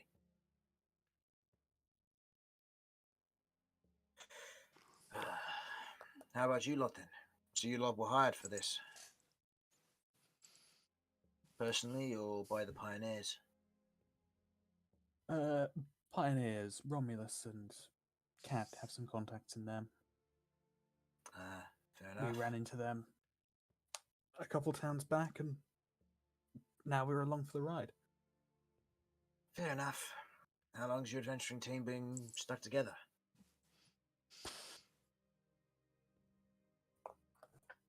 Hard to say. A few weeks, I think. That's about accurate, right? Yeah. Double If we took a check. week out, and it's probably about a week, maybe two. Definitely not a Started month. the campaign around here. It's nearly a month, actually. Really? Jeez. Yeah. We're now Month's on- about we'll be 4 on weeks, this it's not- day.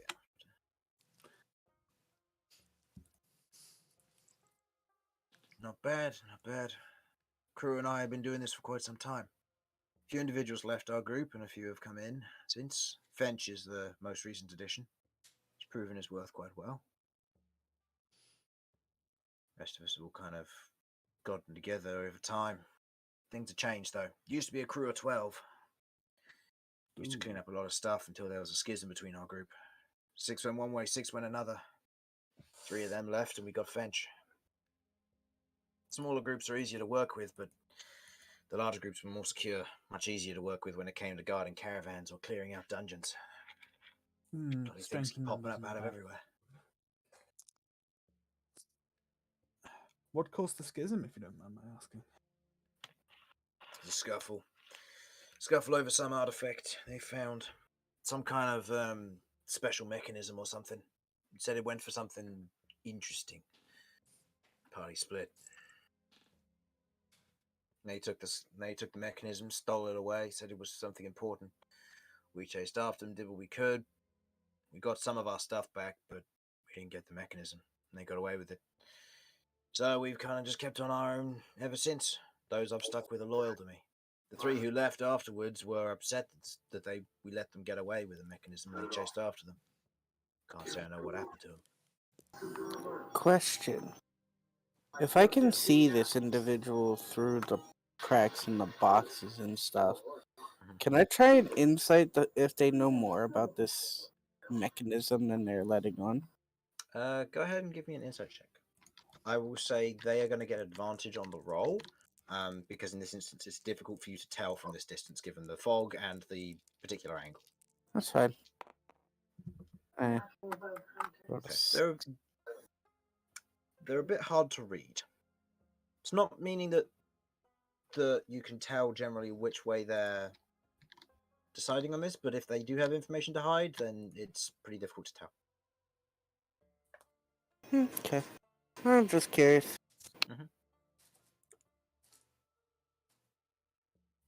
Well, at least you know you can trust the ones that stuck around. That's true. Yeah, they've all been through some difficult times, but I'm glad I got them. Like I said, Finch is the newest. He was working with the Pioneers as a dungeon looker. One of the people who heads down to a dungeon and has a look around to see if there's anything that's dangerous. Traps, entrances, using various techniques to scout out the place without actually getting caught and clearing it out himself. He then leaves, hands it, and then sells the map on to others. But he's traded in that business and become one of the scouts with our crew. We clean up after others. It's good business, it's not bad. Vestra, our resident ranger, he's more of a monster hunter. He's the kind who'll collect types and pieces of things, collect trophies, sell them on. Used to work for the Catalogers Guild before they kind of screwed him over, so. Ooh, how'd that go? Catalogers are good and all, but they don't pay enough for the monster parts. You get a lot more money if you sell them privately to either collectors and or people who want to work with the materials. For example, Vestra came across some dragon scales that were just shed from a large dragon. Green, if you must know, from the swamps. The swamp dragon's scales were worth quite a hefty price, but Vestra handed them in to his cataloger friends. Got paid about 500 gold pieces for it. Could have sold them for 1,000 each, and he had 6 of them. Got ripped off in terms of being given things and benefits in exchange for being shafted on the coin he would have gotten. After he learned this, he started collecting the pieces himself, learning information and building it from the ground up. Catalogs are nice for short-term business, but for long-term business, they're not worth your time.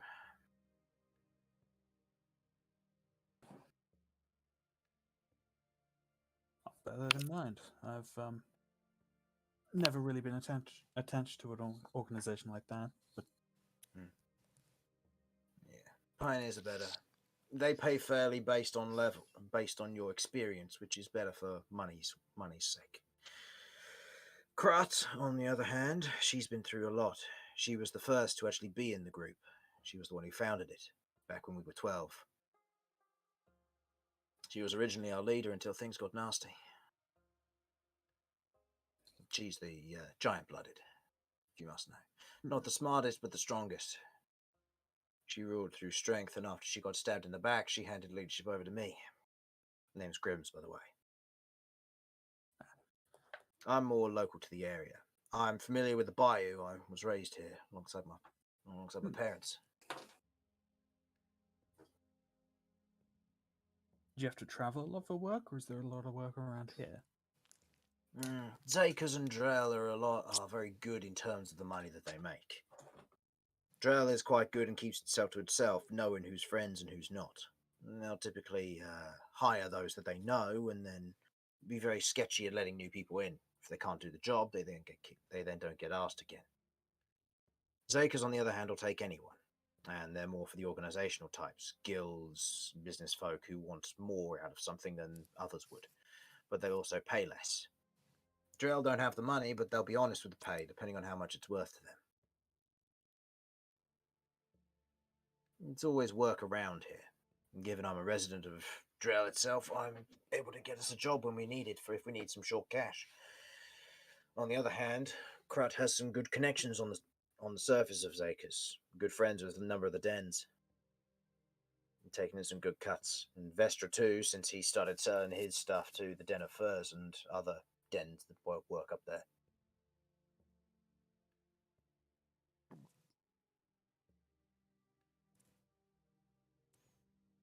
Anyway, how about yourselves? How did you come to be? Oh, we ran into one another, I suppose you could say. Back in Trenlor's Rest. A little bit further to the north, then. Makes sense, given you got some Beastlandic folk with you. Not offended by any means, but just noticing. No, we're all a little far from home out here.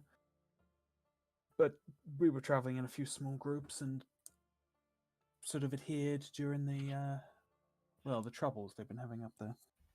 Yeah, I heard it was affecting trade. Don't know the details of it, but still. I imagine that'll be something that'll get handled eventually. Usually does. And if it gets too major, then we usually just hunker down and weather it. It's the way it is with us. Well, I think things are on their way to recovering up there now.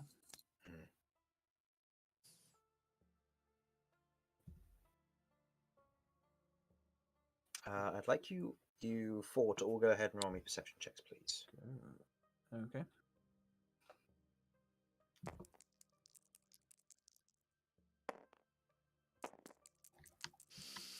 Romulus as well, who will disadvantage.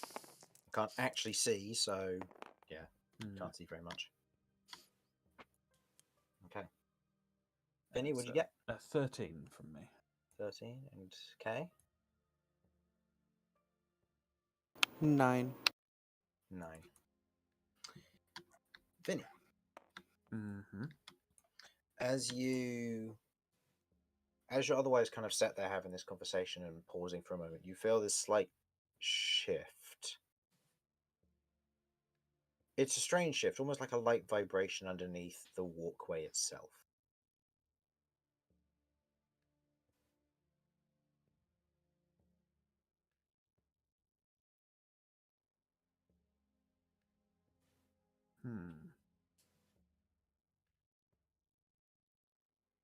Do you feel that? Feel what? I'm going to get down closer to the walkway and press my body up against it.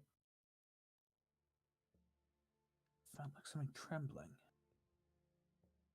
Okay. I'd like you to go ahead and make me another perception check. As is Grimm's.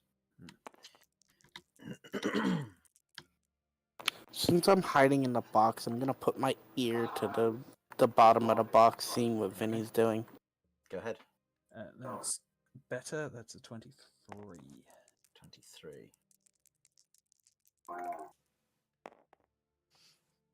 Also better. 16. Okay. As the three of you note this, Romulus is he's dozing off. He's, as you kind of listen as best you can, Grimm's kind of places his hand on the wood and focuses for a moment before kind of lifting his head and looking at you, as you also feel this vibration and you hear the sound of what it seems to be sludge parting and moving, and then the water kind of rushing back in as something is shifting down there. Kay, as you listen in, you hear what sounds to be a low growl. There's kind of a moment of pause. I would like... It's right below us? Yeah, right below us. Right below you. I would like both of you to roll me nature checks, please. And Grimm's is going to have advantage on this because he knows what this is, or she knows what this is. Okay.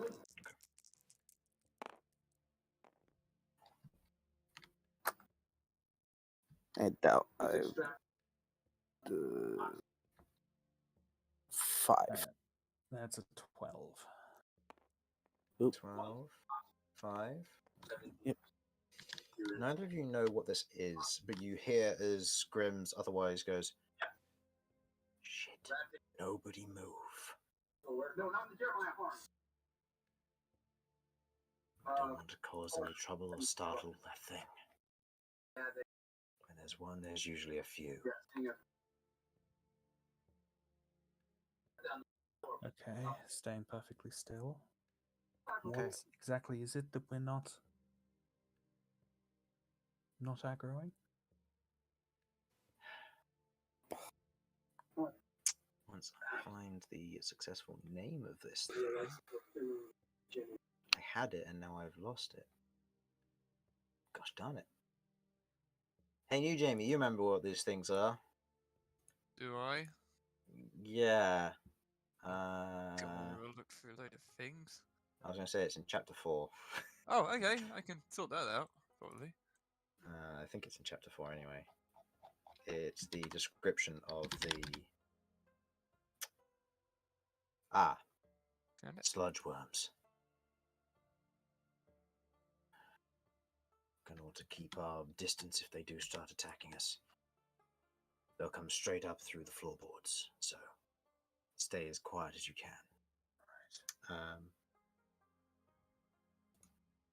So, I would like the three of you to make stealth checks. Romulus isn't going to bother, because Romulus is asleep. As far as I'm concerned, he's not moving. Granted, he's probably snoring as loud as he can. Yes. And But yeah. talking. And probably talking as well, knowing Romulus.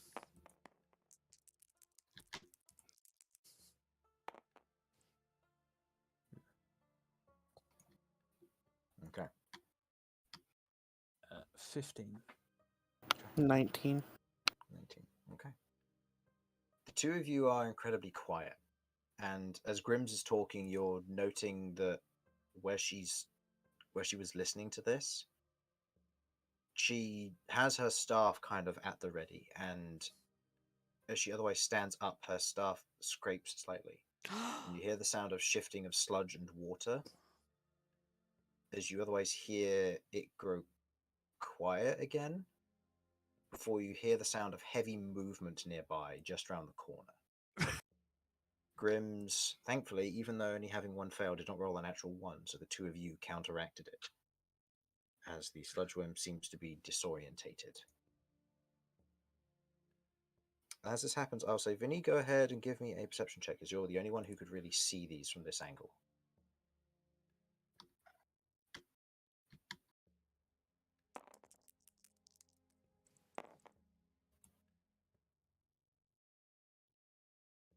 Uh, 18. 18. Looking around and just to the edge of the heavy fog, it's difficult to make out detail. But in the darkness, you watch as there's kind of this splash and shift of mud, and you watch as this worm-like creature with this kind of flat head to it, where it goes from being pointed to being flat, and then this extension of what looks to be almost like an interior mouth from the interior of it reaches out and kind of slops onto the side of the walkway and then recedes back where it had tried to bite at where it thought Grims may have been. The worm itself looks to be somewhere between 12 and 15 foot long and about 4 foot thick. Yikes. As it otherwise recedes back and kind of goes back to resting in the sludge.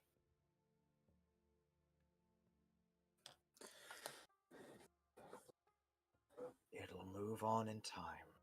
Once the sun comes out, they go dormant. Right. At least if anything else attacks us, it'll have to deal with that. That's true. There are things that hunt them, though. I'd be more scared of them than I would of that. Have you ever faced a swamp dragon before? No. Only a stone dragon up in the mountains. Oh, stone dragons suck ass. Swamp dragons are worse. They have a lingering effect on you. Stone dragons push you around and they're hard buggers to bring down. Swamp dragons are crafty. They got more thought to them. They're cunning. Once they hit you, you start to burn. I'm sorry, but Kay pokes his head out of the box. That's what that was called? I'm gonna roll a... I'm not being loud. No, I know, but they still didn't know you were there, so I'm gonna roll a general d20. Okay. The individual is startled at that, kind of turning and looking at you. I'm just going to quickly see if that disrupts their stealth check at all. No. So they are startled and kind of go to take a step, but kind of hesitate for a moment, leaning on their staff. You were out here the whole time? Yes. And what did you think that was? The stone dragon. I didn't know you're that's what talking that was called. Oh, you're a... Yes, for now, stay quiet. I'm the best one at being quiet. I can tell. Romulus, on the other hand, is busy snoring away. But because of reasons, it's fine.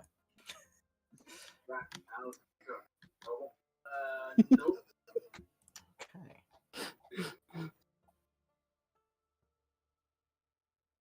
Meanwhile, Yes. Cat, Uh-oh. Mm. would you like the rest of the party to be here for this, yes or no? Sure. I would like everybody to mute up, please, except for Cat.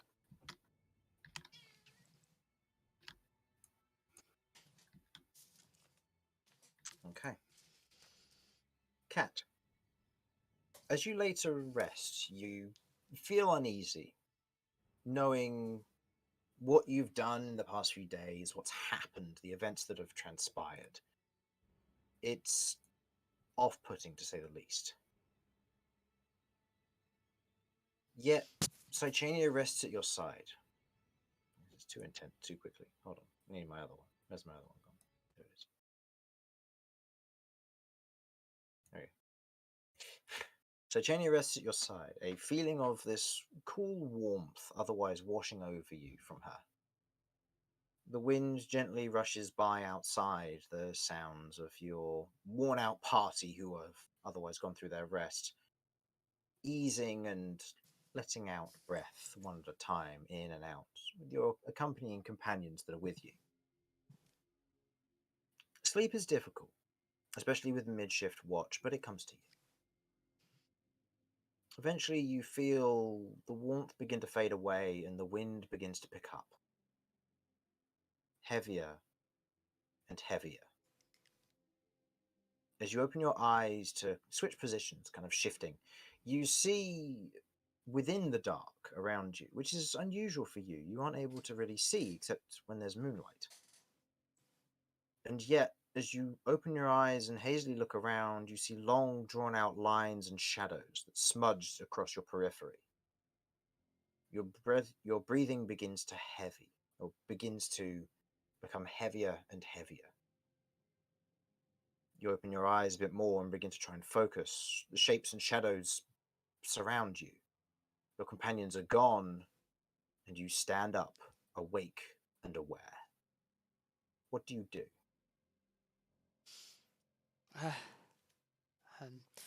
Panically looking around. Sychania here? Sychania's here. And you look around, you can see where you had otherwise laid down to sleep. You can see the bed, the indent where you were. You can see the beds where your friends were. Or more accurately, the splatters of blood in place of where your friends once laid.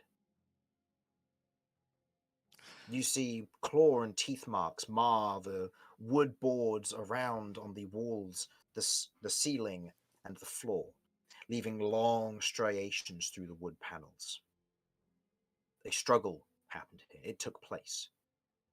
As you panic, otherwise readying your spellbook, lifting it up from your side, you feel as if it's slick, wet or damp, possibly from the moss or the moisture in the air. And as you pull up your spellbook and pulling it free, you look at the surface of it, and instead of the usual nice tan leather that you're used to, it is a black, oily color. You see that in the center of your spellbook is a singular eye surrounded by teeth that encase it inwards, on the precipice of puncturing the eye. You instinctively go to drop the spellbook in this moment, as the eye shifts to look at you, directly at you in the face, but it grips to your hand, almost stuck to it. You see what looks to be a cracked grin of purple and blue lightning splitting below the eye, teeth otherwise slipping free to show their yellowish hue of a grin. Strings of red spittle and saliva hang from the now open mouth as unexpectedly it speaks. My cat, do you still despise me? It's you. How did you survive? How did we survive? I always survive. None have managed to take me away. Only seal me. Now you hold the key. You control the weapon. You can set me free. Why You would can I do set me that? free from this prison. No. No. You took everything. Literally everything. But I could return everything. I could return them to you. They could be yours once more. If only you were to set me free. No, don't. Shut up!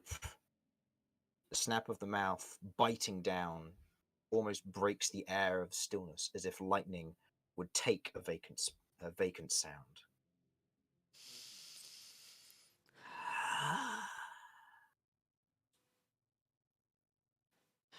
No. So what'll it be?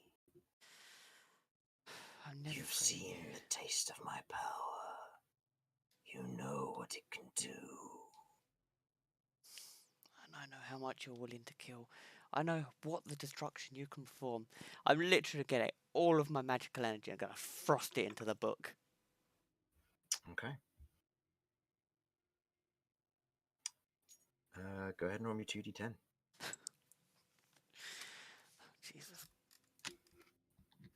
Alright. 2d10. Oh, cool. Mouse has died. Hang on. 1 second. And plugged in. You're right there. 2d10. Yeah, mouse died. Oh. 4 and 9. Okay. Okay. 4 and 9. As you otherwise thrust your magical energy, it surges through the book. You begin to feel it almost take shape and take form. As your magic coalesces onto the outside, the mouth of teeth is overridden. An illusory mouth forms and speaks back at you in your own voice. Don't set it free. You're stronger than this. Don't. I won't. Someone's got to kill this thing. Someone's got to keep people safe. And yeah, I'm literally just going to thrust everything I've got and shove my fist with Psychania into it. Okay. As you shove your fist with Psychania with it, you go ahead and swing your fist towards it. And in that moment, there's a split second when the mouth goes, no! What do? Carry on. You carry on. Psychania punctures the book. And in that moment, you watch as the eye splits. The teeth withdraw. And you feel this intense surge as you look down and you can see your arm. Pink of skin. Yours. And as you touch it, you look at it. And then it begins to spoil. You watch as it begins to go black, corroding away, fading away. First the skin, then the muscle, the flesh, and every nerve comes alive, burning within you. You scream out in pain as it roars through your body, as you feel your bone break and tear away, and you watch as the book peels off and onto the skeletal bone, replacing the nerves, burning in through you as you feel it crack and pierce across you. Very good. You've now become cracked 3.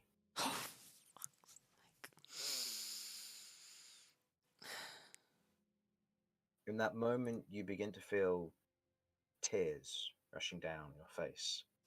A sense of your act of violence didn't kill this thing, it brought it that much closer to freedom. The realization hits you all at once that your actions that you made, they made sense. You just wanted to kill this thing. And now it's progressing. You can feel it inside of you, almost riddling you with pain. As you pause to think about it, you begin to feel this burn within you, something worsening than before. At that point, you wake up. But before then,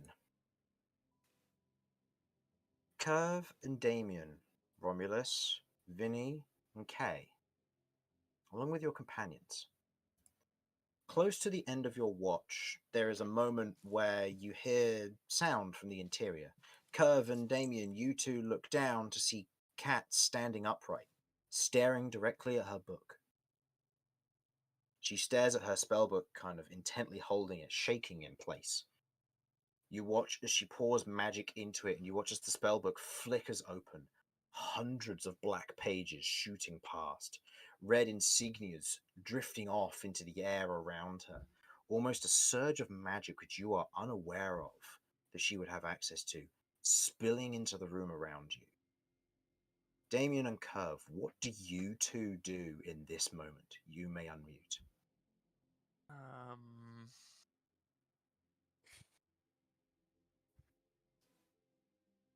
This doesn't look good. Damien is rushing for the door.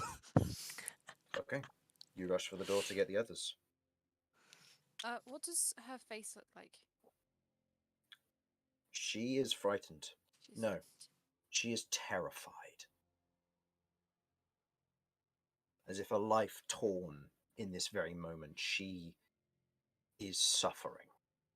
Can I try and pull the book away from her? You place your hand on the book, and as you begin to feel it, the energies which you have recently coalesced into you, the magic that you understand, this is a binding. You know not why you know this, but this is a binding the same as your own.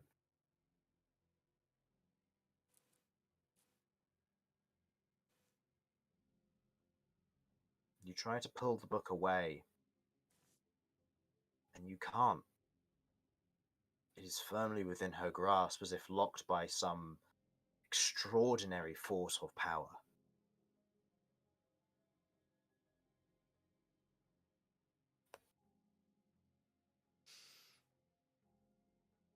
Damien, you go outside.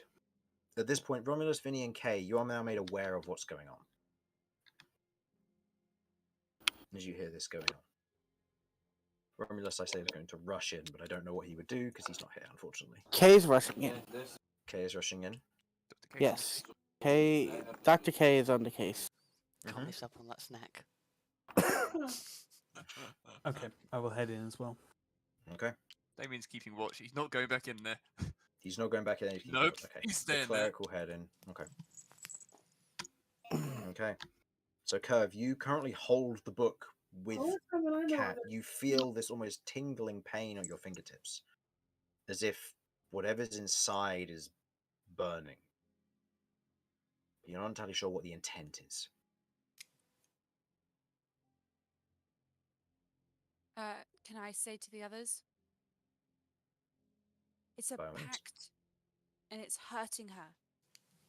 Something to do with this book. The only thing that Kay can think of is running up and biting the book. Would you like to? Yes, Kay is good. That's what I mean. That's the only thing Kay can think of, and that's the only thing he's gonna do. Okay. Make me an attack roll. That happened before that?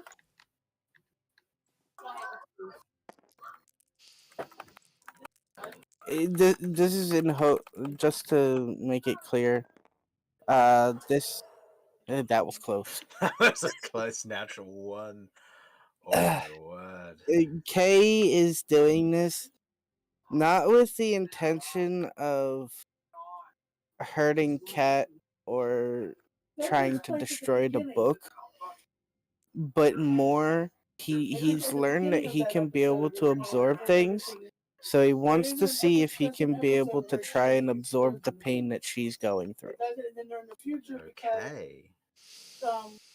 As you bite onto the book, I will say, in this moment, Cat, this is a choice that you in your subconscious would make.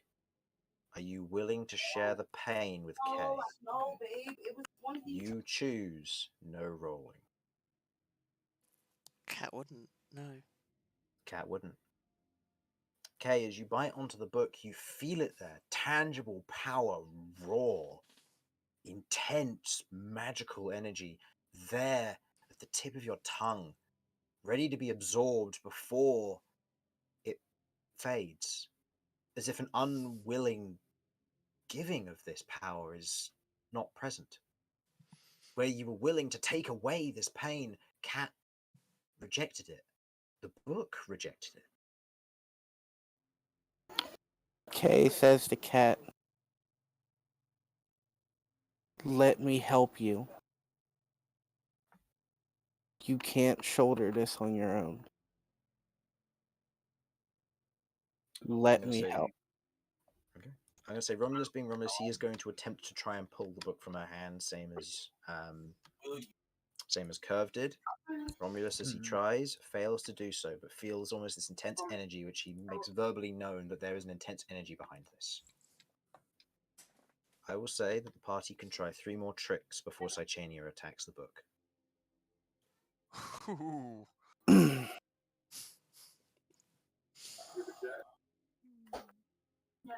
And by all means, you're willing to try the same tricks again.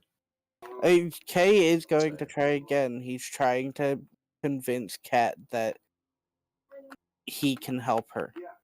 Okay. This is the only thing that Kay can do. In this instance, I will say you will make a persuasion check then, Kay. And Cat, I will let you decide the DC, but you have to tell me before Kay rolls. Okay, right. I won't finish rolling, but you can. Yep. It can be anywhere between 5 and 30. Keep in mind that this would be reasonable based on difficulty, that 30 would be nearly impossible, and a 5 would be exceptionally easy. I will let you put that choice in your hands. Okay, hang on. You can type it or you can tell me. Okay. During this time, the rest of you, I would like you to consider possible options that you can try. Be creative. I have an idea. Okay. Chris, Mm-hmm. have I? Has the sleep gone through? I will say yes, the sleep has gone through, because this will be on the precipice of the sleep. Okay, I think you know what I'm thinking. Okay. Okay. Kay, you may roll your persuasion check. You are trying to beat a 25. Well, I can't beat a 25 unless I roll a natural 20. Okay. As you try to persuade Cat, you know. Unless I can feasibly throw all of my biological resilience into this to try and show that Kay can endure this pain as well. I'll say if Vinny is willing, in exchange for this, Vinny, if you wish to give an inspiration die to Kay as part of this, there's a shared burden to this, if you will. I will allow you to do that with the expenditure of using a biological resilience as well. Now, I'll say these will bring down the DC slightly. Obviously, the inspiration that you'll be giving Vinny will be a flat D6, but that's up to you. Mm-hmm. Do you think Vinny would? Yes, as we're all here, I'm going to lay one hand on Cat's shoulder, and the other on Kay's.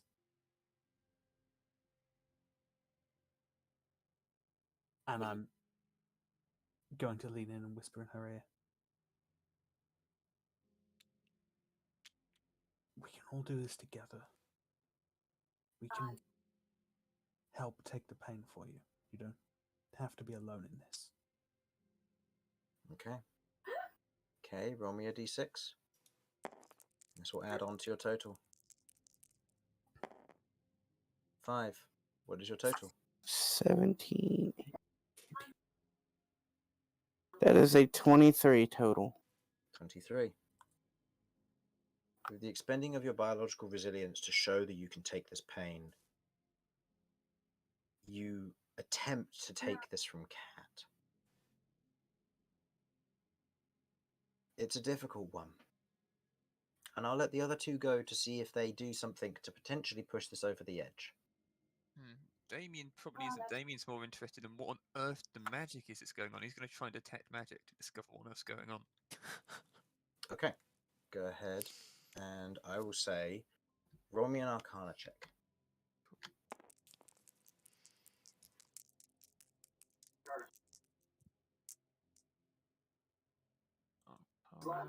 It's a 15. 15.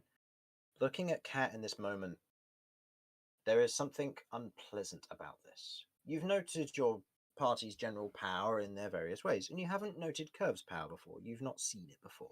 So it's a bit odd seeing it out of place. But seeing a room filled with light, flecks of black and red and purple, spinning where natural magic should be, is unnerving. And as you follow it and you look out, you note that these black, red, and purple flecks persist out for a good 10-15 feet from Cat, out into the world beyond. Whatever this is magic beyond your capability. That much you understand. There is no school of magic for this. Right. I'll say, if you wish to, you can consume a divine sense, and I'll give you further information. Bear with me. Have I got that? Let me check if I've got one available. I believe I probably do. Oh, hang on. It's on the side here. Yep, I would happily do that. Okay. Burning a divine sense, you pick up on this. It is dark magic. You've felt the magic of otherworldly beings. You felt the magic of Fae and their mischievous nature. You felt the magic of undead and their necrotic defiance. You felt the magic of devils and similar folk and their corruption. This is something from beyond. A magic of pure evil and malice. Something that you don't imagine the world has seen in hundreds of years.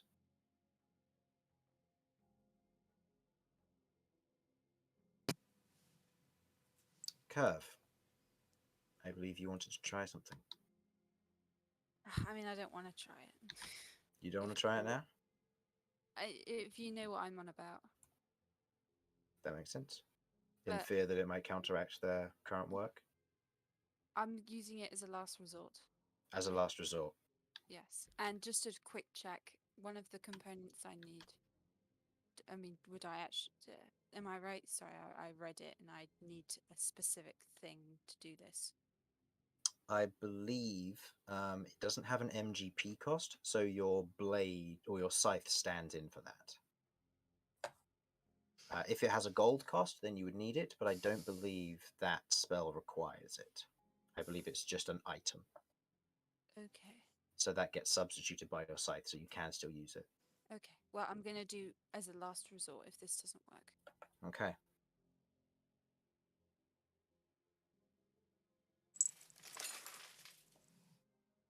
Okay. I will say, and I will leave this up to you, Kat.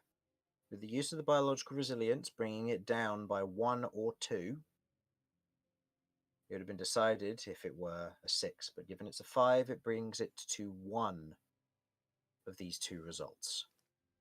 Kat, does this work? Okay. You know what? I will let you roll. Yeah, I'm gonna roll. Um, What does high mean and what does low mean? so let's go. She's still very not wanting to. The history of Mhm. what this is, it's not. So I'll say 13 and up succeeds. Okay. Give me a d20 roll. There we go. 13 and up succeeds. Okay. As you feel the sudden shift in power, almost a go ahead, you bite the book moments before Sychania connects. As this happens, Kat, on your end of the memory of the dream, you perform this action and Sychania hits. But the book does nothing. There are no cracks, there is no feeling. The surge, the memory, the pain subsides. And there before you stands Kay, mouth filled with oil and ink. His eyes burned black and purple, cracked to either side, and within a void, a hole inside of him.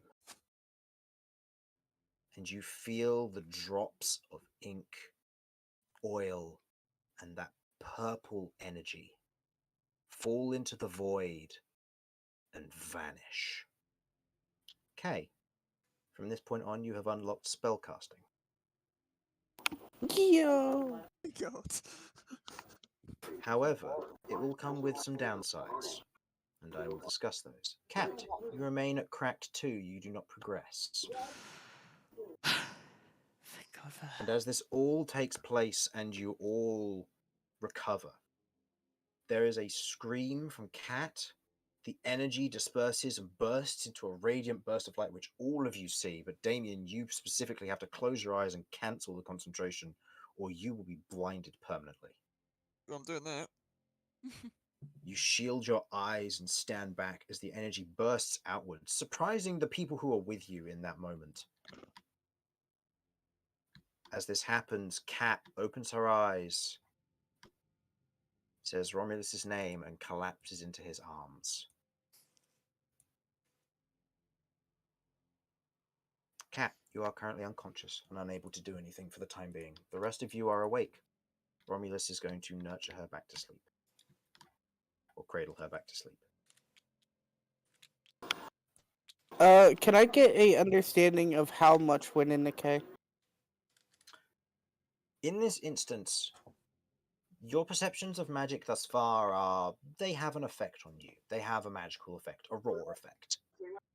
You just felt your entire body shiver with raw magic of something you've never experienced. Alright, then I would like it to be thematic that K does also fall to the floor. Okay, that makes sense. As Kay similarly falls unconscious. He took in way more than he normally would have, so it only makes sense. Okay, I'm gonna be looking over him to see if he's okay. Okay. And Curve, as you stand there, kind of your hand at the ready at the brim of your mask, you release your grip. Mm-hmm. The magic fading from your palm and the runes fading, leaving the room to be more of a dark location now, save for Damien's light shining in from the exterior. The dwarf takes a step back from you all. I don't know what happened there,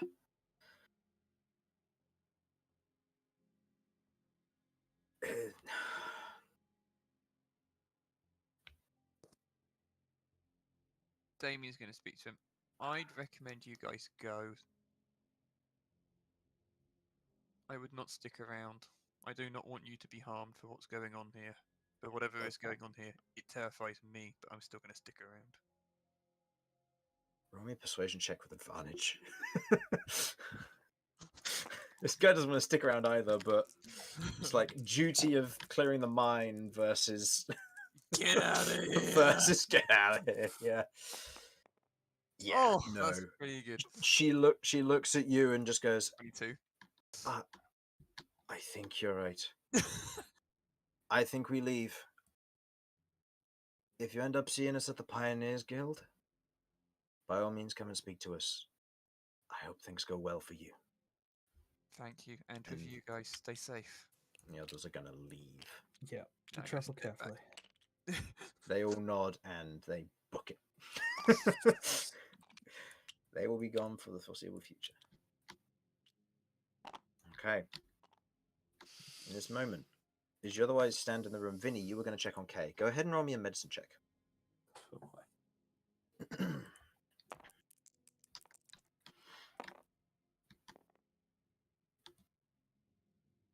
Pretty good. That is dirty 20. Dirty 20. Looking at Kay, you can see around his mouth where he bit the book, where the energy seemed to have surged into him. Just like an electrical current, just like lightning. You note that where usually you can't see this, his mouth, which you very rarely get to see, being that he hides it most of the time, you note that the interior of the skin on the inside of his mouth is singed and torn away, sundered by the magic. You see that his tongue has been eliminated. You see that the inside of his mouth, all of the redness and pinkness you'd expect is gone.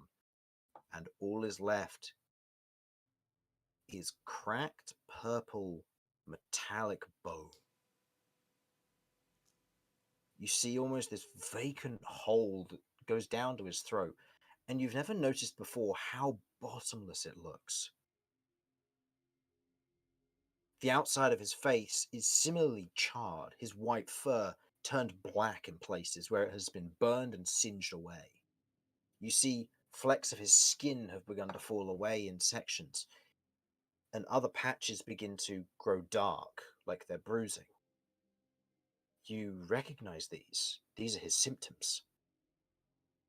Like every magical school has come alive at once. He has been inflicted with something far, far worse than you could have imagined. And yet he lives. He breathes and his heart beats. His mouth is going to be funny for the next few days, if not months. But you note that he looks different. Strangely so.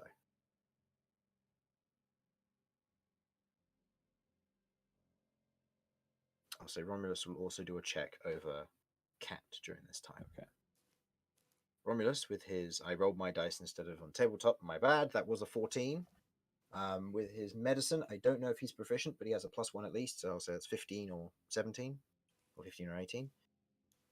In this instance, as he's otherwise looking over Cat, he lets the rest of you know that she will live. Whatever magic this was, as much as it's torn through her, has not made it worse, from what he can tell.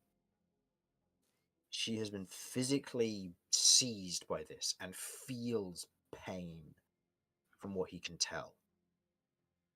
She subconsciously winces away from the pain when she feels it when he tries to move her. And the book that she had, her spell book, you can see the pages have gone back to their normal coloration. The magic untouched, undamaged, no tooth mark from Kay whatsoever.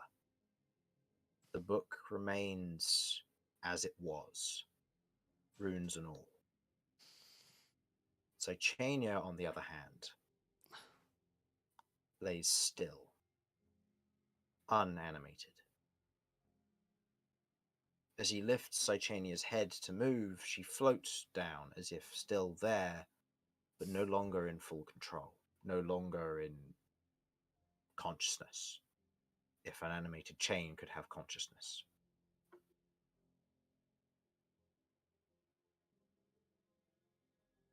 Curve, is there anything you'd like to do? Curve takes a look at Cat, and then I think she would just run outside for air. Okay. As you head outside, you see Damien there, similarly shaken by this. Do But- these guys need help? Can we get them to somewhere that can help? I believe there's Abbott's, for example, somewhere near the Ivy Hills. We could get them to them.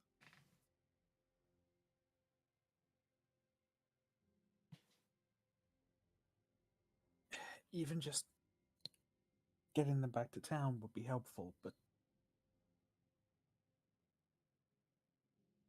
I mean, Kay's easy to move, but we're not going to have much of a chance of moving Cat without help.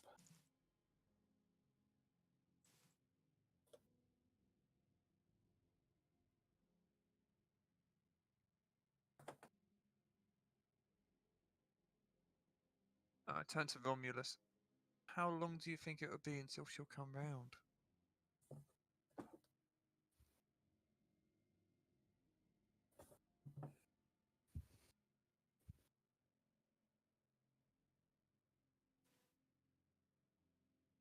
That's your cue, Oh, Chris. right. Sorry. Sorry, my brain was like, Romeus is Helen. Can't say. Maybe.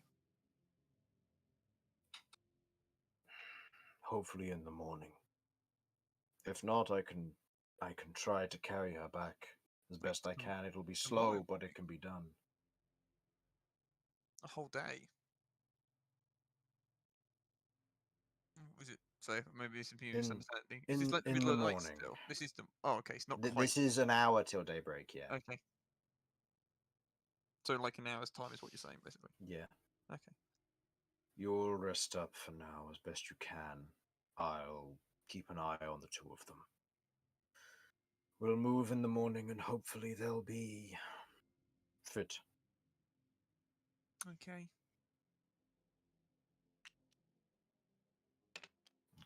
Benny, do you go to sleep?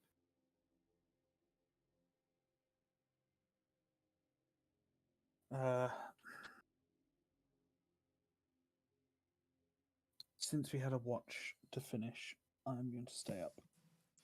Okay. But I will head back outside. Okay. Curve? Mhm. You are currently outside when Vinny exits to go back to his watch. The others have left, and you're out in the otherwise cool and humid air of the night in the bayou. The chirps of insects and sounds beyond, things that you are very unfamiliar to, have all just hit you in a way.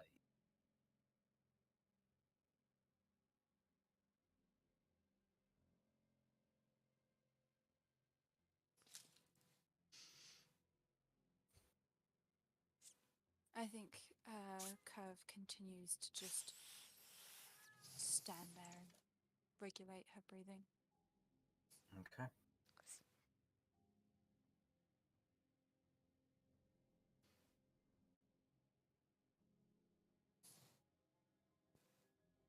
Curve?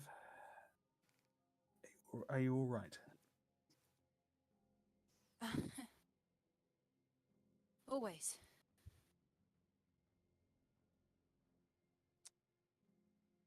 But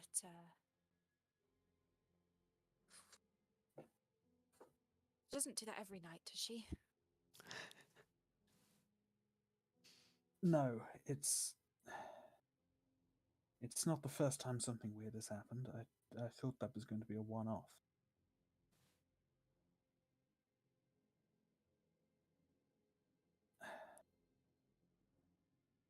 I mean, I meant what I said. I want to try and help to take some part of the burden, but it's hard to do that when we don't know what's going on.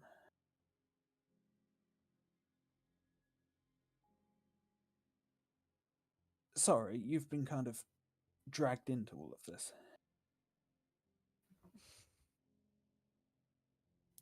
You'd be surprised how thankful I am to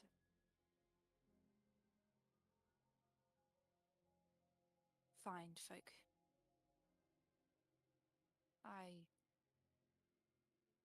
As you've probably suspected, am not from around here. But, wow. I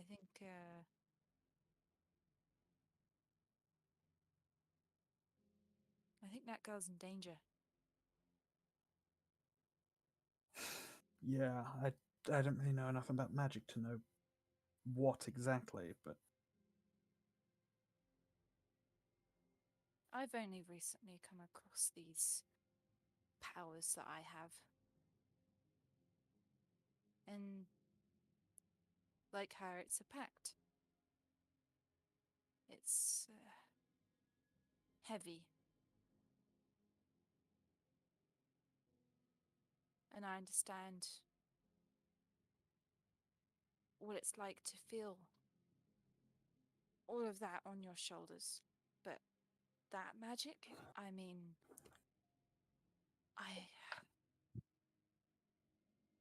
too much. Far too much.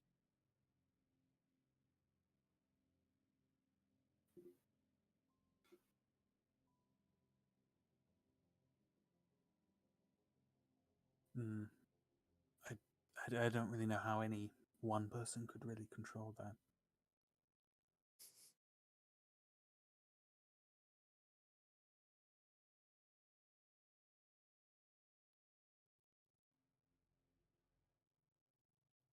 Listen, I know that I don't really have the right to ask this of you, given the... Well, you don't know us very well, but if you know anything about what it is that she's dealing with, could you help her? I'm out of my depth on this.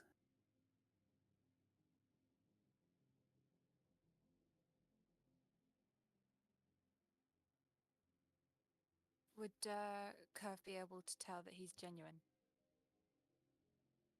I would say there's no role needed to understand that this seems genuine. Mm-hmm. You've seen enough betrayal and tricky folk in your life. But you understand honesty when you see it. Curve sort of moves around to be face to face to Vinny.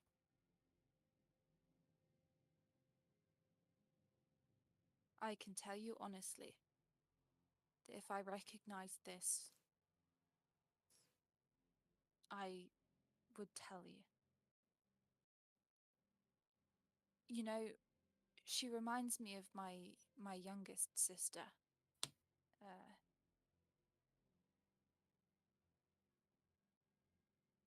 Seen too much. Knows too much. And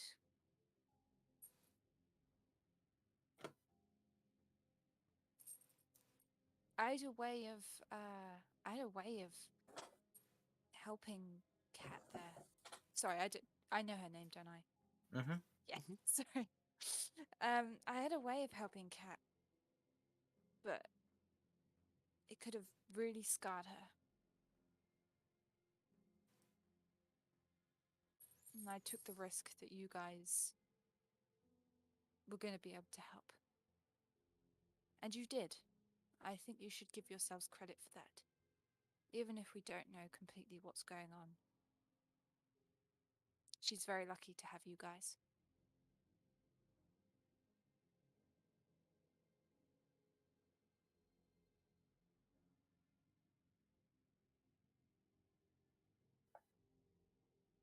Well,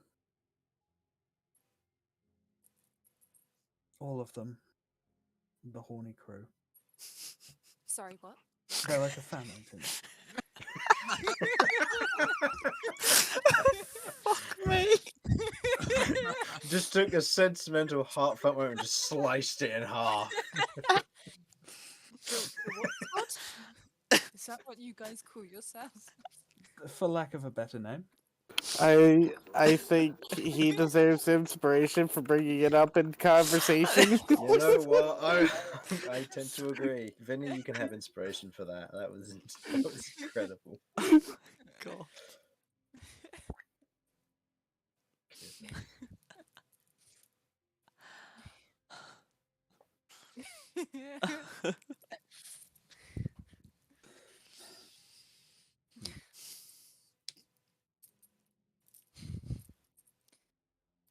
Anyway, It- maybe it seems weird to say it, given that we haven't known each other that long, but well, I put my life in their hands, and they put their lives in mine, so that makes us kind of like family. And I know what it's like to lose family, and I don't have any intention of repeating that.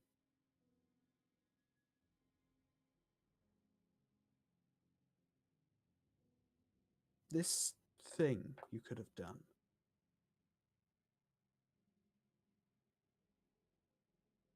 What was it?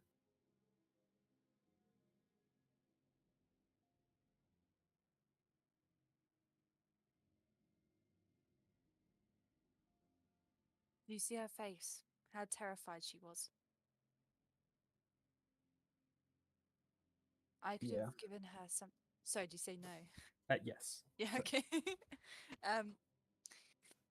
I could have given her something to be more terrified of that would make her possibly drop that book. What? Oh, did you Yes. not realise? No, I thought you were just trying to do it for the frightened effect. I completely forgot about the pretense of dropping the item.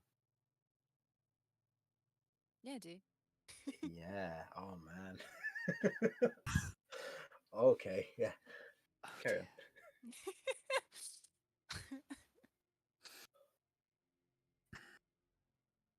So you understand why I didn't want it to be Hello. first choice. A last resort. Yeah, I get it.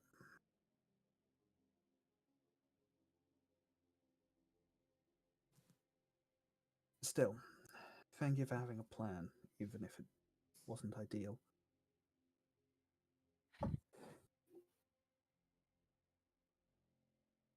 I'm not really a planner, but I figure it out as I go. But I guess that's how I got here, so maybe that's not such a good thing.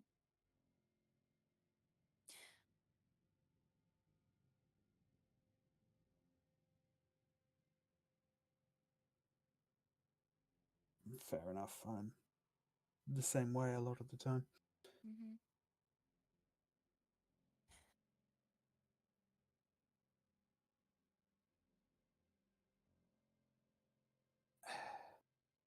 I don't know.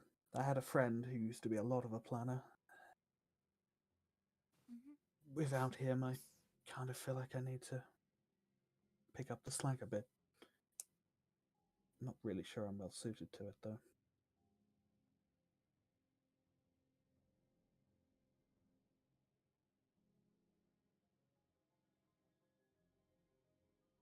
Well,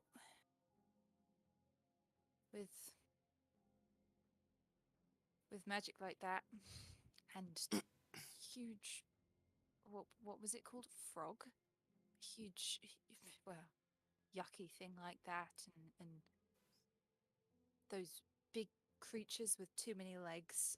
I don't know if planning really does all that much good in this kind of world.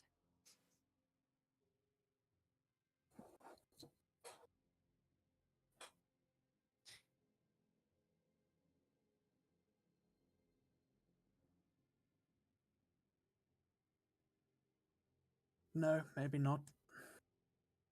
But I guess that's what swords are for.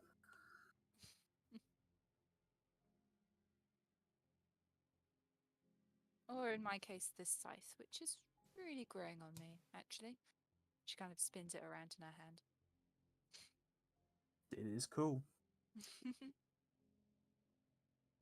Mm. Thank you.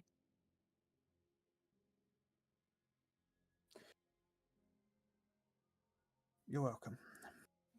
And welcome to the team. You guys have food, right? Go bug Romulus. What are your opinions on rat, by the way? As a Sorry? meat. What was that?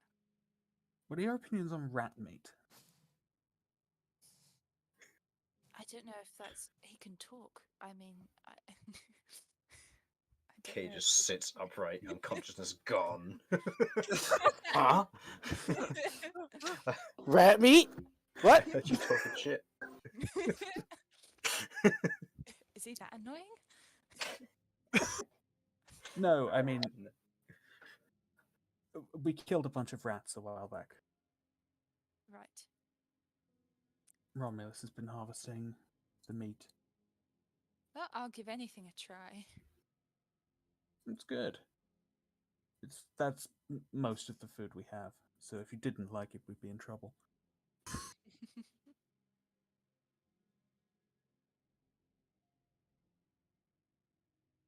Okay. As the two of you head in, do both of you get to sleep, or do you... Oh, Vinny, you were still on watch, but Curve, were you going to be going back in and getting to sleep? I mean, I've gotten all the benefits from sleep, really. So if you wish to aid in the last bit of the watch, you can. I think I might do, because I don't think she'd be that hungry anyway. Yeah. Okay. So, with Romulus, Vinny, and Curve all staying up, and Damien getting back to rest, while Kay and Kat remain unconscious for an uncertain amount of time. That is where we will end tonight's session. Thank you for joining us, and hopefully you enjoyed, and we will see you next week. Bye-bye.